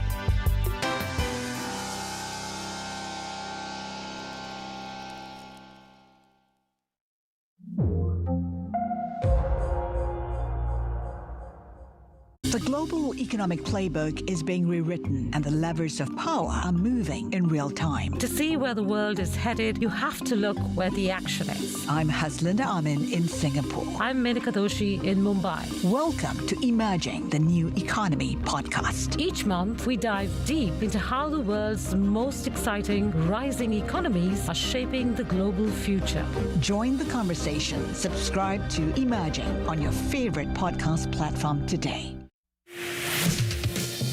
Thank you for joining us live on Bloomberg This Weekend. I'm Tim Stenovec. Let's update you on today's top stories. FIFA President Gianni Infantino has abandoned a controversial plan to create a commercial entity that would have opened the door to outside investors in the World Cup, just days after unveiling the proposal. The reversal comes after Europe's governing football body, UEFA, vowed to boycott the tournament if FIFA went ahead with the plan. UEFA released a statement this morning saying it has lost confidence in Infantino's leadership. Elon Musk is now poorer than he was before the SpaceX initial public offering. The world's first trillionaire saw his wealth peak at $1.3 trillion on June 16th. It now stands at around $684 billion. That's according to the Bloomberg Billionaires Index. Its $600+ billion decline. That's actually more than any other billionaire has ever been worth, other than Elon Musk himself. Former Republican Congressman George Santos has agreed to pay more than $35,000 to settle allegations that he manipulated a wager on the prediction market Kalshi. Santos has been subject to an event contract where users bet yes or no on whether he would attend the State of the Union address. Santos himself placed wagers on both sides of the trade. He also agreed to a 3-year trading ban. Christina and David.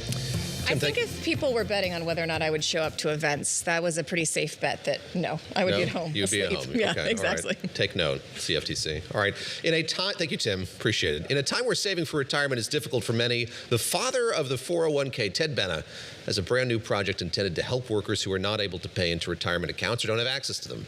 That's right. The project is called Radish. It is an employer-funded incentive program that lets companies deposit money into an account for workers who hit performance goals, including safety, tenure, and on-time delivery. Joining us now is financial expert and co-creator of Radish, Ted Benna. Ted, explain to us what this is about and what did you see as the inherent problem with the current state of the 401k?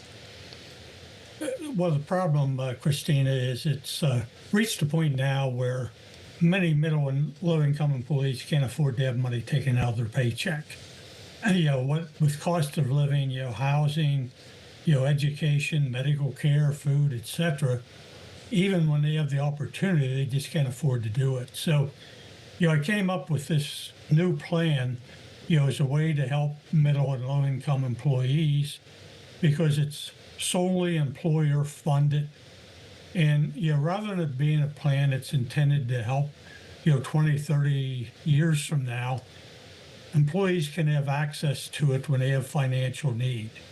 So if they need $500 or $1,000 to, repair a car to be able to get to work or for medical expenses, other significant financial needs, they can dip into it and take money to provide for those type of needs. I mean, that makes sense because, I've been through phases of my life where I thought it really made more sense for me to have the liquidity rather than put it in my 401k because there were bills, there were uncertainties. So there's no penalty when you need to take those funds out? Well, there will be a 10% penalty like other qualified plans unless it, meets one of the exemptions like, buying a new home, right? Education, medical expenses, those types of things. But Christina, what happens is the employer contribution goes in pre-tax. So as a result, neither the employer or the employees pay FICA tax on it. So, that's 7.65%. So if the employee has to take it out and pay the 10% penalty tax, it's not that big a difference. And then in some states, the withdrawal from retirement account may be exempt from state tax. Yeah. So in those type of states, the employees actually end up paying, no more or maybe even less tax than if they got paid cash compensation. I want to ask you to kind of get retrospective, if you're willing to, and as you were designing what became the 401k, if the way that it's played out is in line with what you expected. In other words, this is something that I think benefits a lot of Americans who are kind of middle or higher end earners. Obviously, those who are not able to access it. Is that something that you foresaw or forecasted would happen here? How is the level of access that we've seen, yes, the level of adoption as well, kind of matched with what you anticipated when you were creating that first product so many decades ago? Well, I think 401k definitely worked the way anticipated. Since its inception, it's probably helped workers accumulate about $15 trillion or so when you count all the money that's been rolled out into IRAs and taken as benefits and so forth. And it played a big role in helping turn lower paid employees from spenders into savers. But we've reached a point now where that's changed, where many just can't afford to have money taken out of their paycheck. They have no assets. They have absolutely nothing. And many of them have negative, credit card debt with high interest rates and, a lot of financial stress that, they have to deal with. How has the feedback been for this new project? Because it does put the onus, obviously, more on employers. What is the benefit to them for engaging in this kind of product? I know they can reward good behavior, things they like to see from employees. What's the feedback been, and do you think it will get adopted by enough companies to make it viable? We're getting some employers to adopt it and quite a bit of interest. And, trucking industry is one example.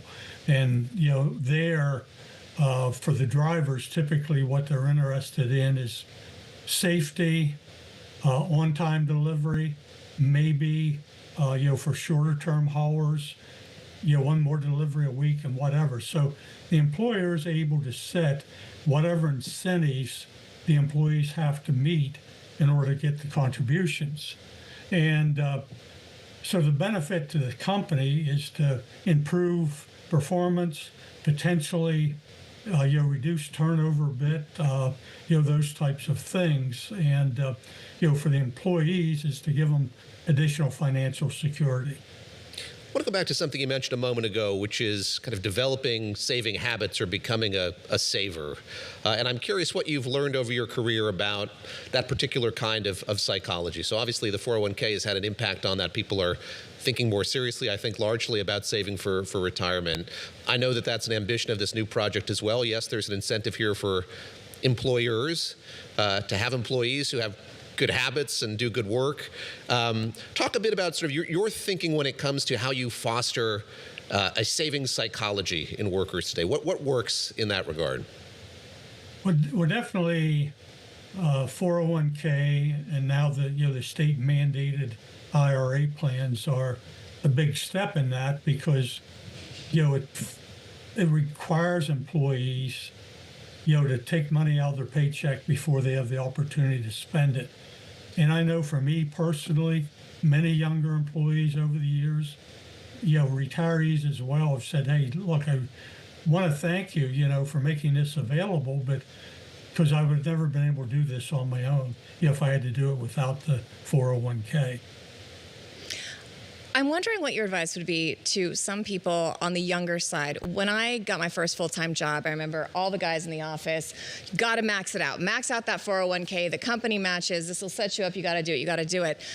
When I talk now to people in their 20s who do have full-time job, they are reticent to pour a bunch of money into something like a 401k because they're just not sure that that program, the system we know it, is going to be there when they need it decades from now. What would you say to them? Is that a safe bet still if you can do it?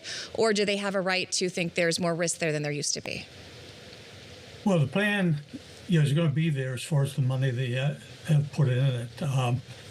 Longer term, Christina, whether things happen to make 401ks be less attractive and for employers to not maintain them, which certainly is a possibility. that wouldn't affect the money that's already been accumulated. So for younger workers, there's no reason for them to be concerned now about the fact that, 5, 10, 20 years from now, they may not be able to put money into the plans, have the kind of benefits, going forward that they have now.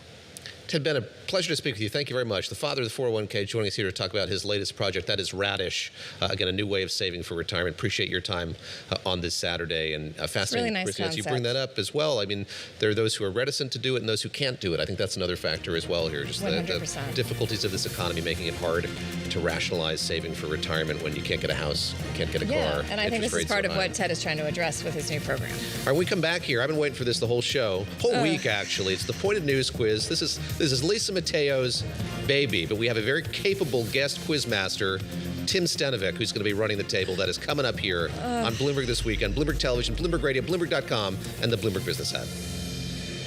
Today's CFOs are reshaping the C-suite. Bloomberg's chief future officer shines a spotlight on these dynamic leaders. What's the skill set that you would advise every aspiring CFO to develop? Psychology. I think analytical skills are important. Obviously, you need to like the numbers. If you don't like numbers, then don't go into finance. It's sort of like a recipe for disaster if you don't like numbers. Not only for the CFO, but also the company's management. That's a communication and the collaboration. I spend a lot of time figuring out how to take the complex and make it simple, and then finding a way to be able to communicate that both internally and externally. I think it's relationships, whether it's working with investors, bankers, with the senior management team, with the board. Having your head down is one thing as a finance person, but keeping your ears open is super important as well. And I think that all of that is what kind of builds out being a successful CFO. Watch Chief Future Officer only on Bloomberg. Earnings season is here. The earnings story has been so powerful. Bloomberg is first to break the numbers. Blackstone reporting a larger than expected jump. All right, guys, I want to go to T-Mobile. We're keeping an eye on those earnings out of Oracle. Meta, Amazon, Microsoft, Google.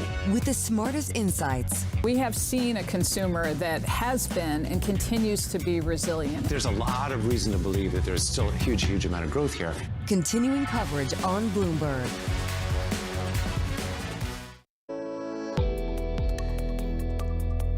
Western countries, all of them are cutting funding to Africa. And some of these programs were supported by funding coming from Western countries, like for human resources, for testing, for transportation of samples. And suddenly, African countries have to think how to fund money and to cover this gap. But it takes some time. And I think the combination of all of these factors are fueling this mistrust that we see at community level. We value the support we got and we are still getting from the US. And we think that if we continue to work together, and there is no reason for the US not to work with Africa CDC, Africa CDC is the leader in terms of public health in Africa. Technology is embedded in every aspect of our lives, and that revolution is playing out in real time.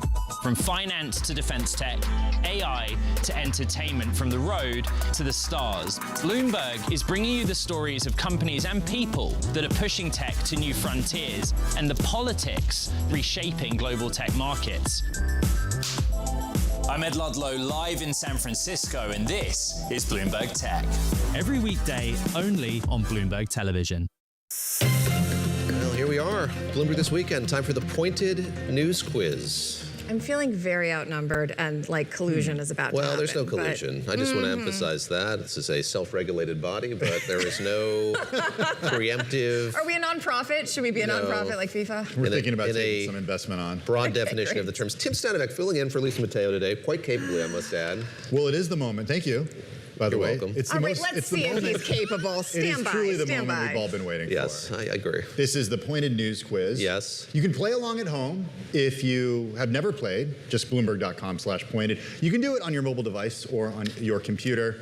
Pay attention though, because here's the rules. What are the rules? All right, you guys each have 30 chips. Yes, chips? Yes, thereabouts. I feel like I've got fewer, but they look like they could be. Don't You're count. going to place your bets on each category, depending on how you really feel about these categories. Here are the categories. My level of confidence in the categories. Here are the categories. I'm interrupting. He doesn't like my interruptions, I can tell. You're derailing his mojo. Stop it, David. I just want to make sure we have time to get through I'm sorry. this. Okay, all right, here are the categories. There's not just categories, but a bonus question, too. Okay. All right, don't tell us that category yet. Fight. Online categories shopping. Online shopping. Sandwiches. Yep. Car chargers. Okay. Car chargers. You're talking like EV chargers or like a charger for my phone in the car? You'll find out. Okay. How's Interesting. that? We're actually going to go a little bit out of order, okay? We are? Yeah. That's not how this No, game we're is not going to go out of order. Okay. I kind of want to change it up. All right, I'm ready. All right, I'm doing the split across. Oh, you're really stacking it up. I feel confident in my sandwich knowledge. Okay. Yeah, I feel confident in your sandwich knowledge, I don't know. Okay, hit us. Okay, are you ready? I'm ready. All right, How's it gonna be? First category? We're going with... Online shopping. Let's go with sandwiches, actually. Oh, really? Yeah, we're going Then I got to move that over here. Okay. All right, sandwiches. Excitement, impatience, baby-like wonder, says what spokesman in an ad for the recently IPO'd Jersey Mike's? Say that one more time. Wait, what's the question? Excitement, impatience, baby-like wonder, says what spokesman in an ad for the recently IPO'd Jersey Mike's? You're asking for his name? Yeah. You know, this was a major IPO this week, as we saw this move into consumer IPOs. And have you guys been to Jersey Mike's? I used to go growing up. I haven't been in a long time. You order by number. You pick a sandwich. Oh, really? It's a numerical menu.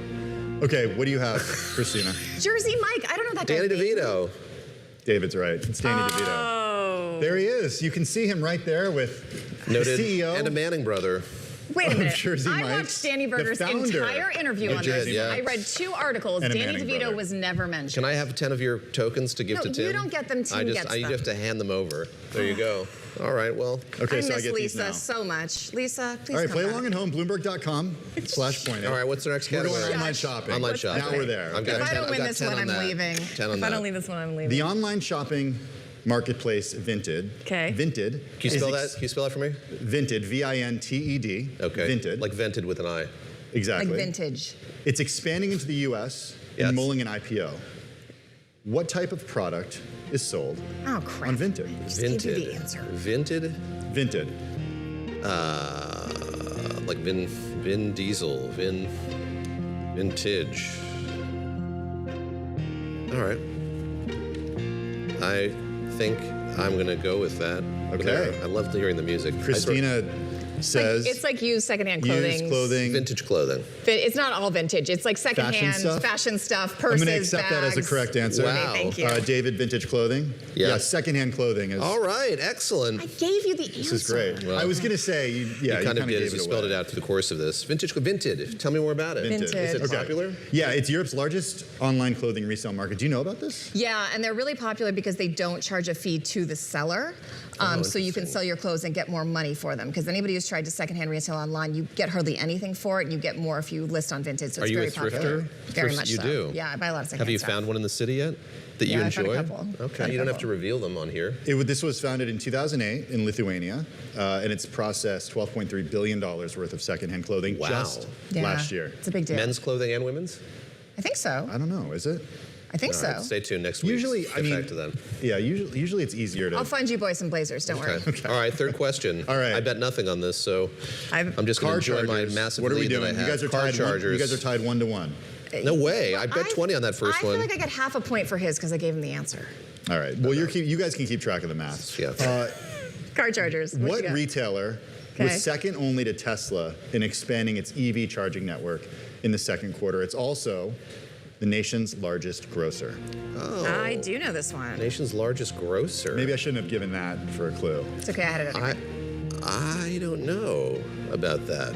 Good thing I didn't bet any chips on it. I wrote Kroger. Walmart. Christina's right. Oh, well, Walmart is congratulations. betting its investment in EV ports Kroger. reduce sales inside its stores since drivers need something to do while their cars are charging. Yes. Walmart is creating one of the country's largest EV charging networks, nearly 350 stations spread among its 4,600 stores. I knew it was the largest grocer. I guess we have time for a bonus. Although We have time. I don't need it, but We have time for a bonus. We're tied. You Never not. pretentious I maniac. have 30. You have 20. I have 30. All right. Okay. All Fine. right, F1. For our radio F1 listeners, is the category. All right. F1. Which country will host Formula One for the first time in 9 years after agreeing to take on Bahrain's postponed Grand Prix? What's it going to be? I don't know. I really don't know. It's going to be called... Is this really a hint? No, I'm waiting I'm on not my gonna give you hint. a hint. Okay, I wrote UAE. Saudi Arabia. Oh, okay. Neither of you got it right. That's good. It's Malaysia. Malaysia. Oh. They'll be hosting the event. It's going to be called Bahrain Grand Prix in Malaysia. It was postponed due to disruption caused by the war in the Middle East. Malaysia actually hosted F1 races for 19 seasons, but grew tired of the expensive staging fees and falling tickets. They are this time. expensive. I Bahrain is remember actually there used to be paying a for it race this time. in Malaysia. Yeah, Because back in I the day. watched the Netflix show back in the day. Tim Stenevec, thank you very much. Happy to win 3 weeks in a row. David Gura winning pointed with Tim Stenevec in the hot seat. You can test your knowledge on I all had 10 to be questions. a very good sport when my winning streak was going on. Take the Pointed News quiz at Bloomberg.com/pointed on the Bloomberg Business app. It is available as well. Thank you for joining us. Better luck next week. I think.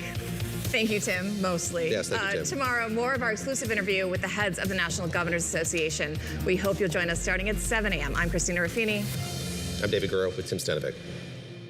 Get your fixed income fix. Watch Bloomberg Real Yield every Thursday at 12 p.m. Eastern, right here on Bloomberg. Context changes everything.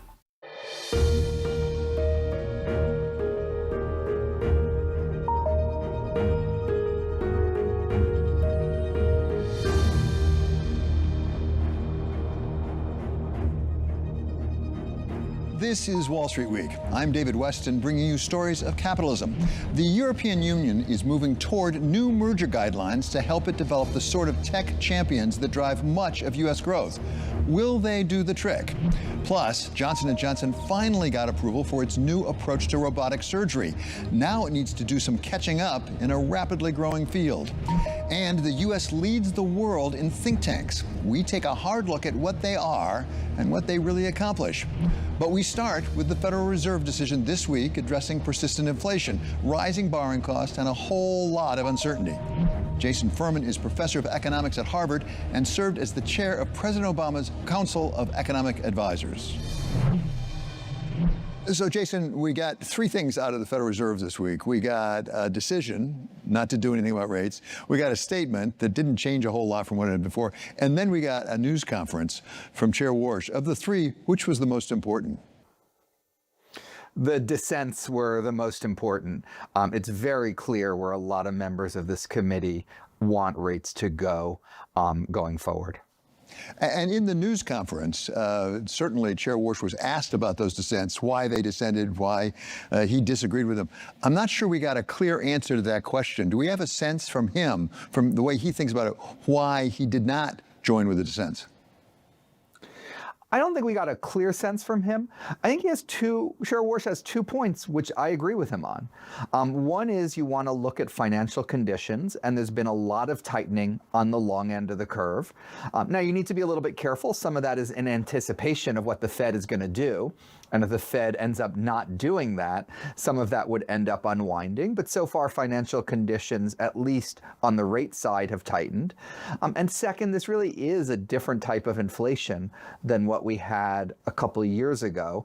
It's not the same type of labor market tightness, high wage growth, high price growth, high inflation expectations that we saw in the past. Before we get into exactly what you think is causing the inflation, let's talk about the level of inflation itself. We're often taught that core PCE is what the Fed really pays a lot of attention to. That has been rising fairly steadily, so it does give rise to the question which was asked, what are you waiting for? Yeah, I think that's a totally reasonable question. Inflation is, intolerably high. It's been intolerably high for, 5 straight years now. The argument on the other side in terms of what you would be waiting for, the two best arguments are, one, that rates may be set above neutral already. So there may be a little bit of a foot on the brake pedal. And yes, you could debate whether you should be pushing harder on the brake pedal, but maybe, and I think arguably and plausibly, you are on the brake pedal already. And then the second argument is the transitory one, and I don't think we're going to hear that word from any government official ever again, probably for another 50 years before they get over what happened last time they used that word. But implicitly, that is what the Dove case is, at least at the moment. When it comes to the T word, whether we use the word transitory or not, how long is transitory? I mean, it's been 5 years now that we've been over 2%, and there may be different reasons for the over 2%. But as I say, it doesn't look to be going back to 2% anytime soon. Yeah, the different reasons is important. I mean, it looked at the end of 2024 as if we were heading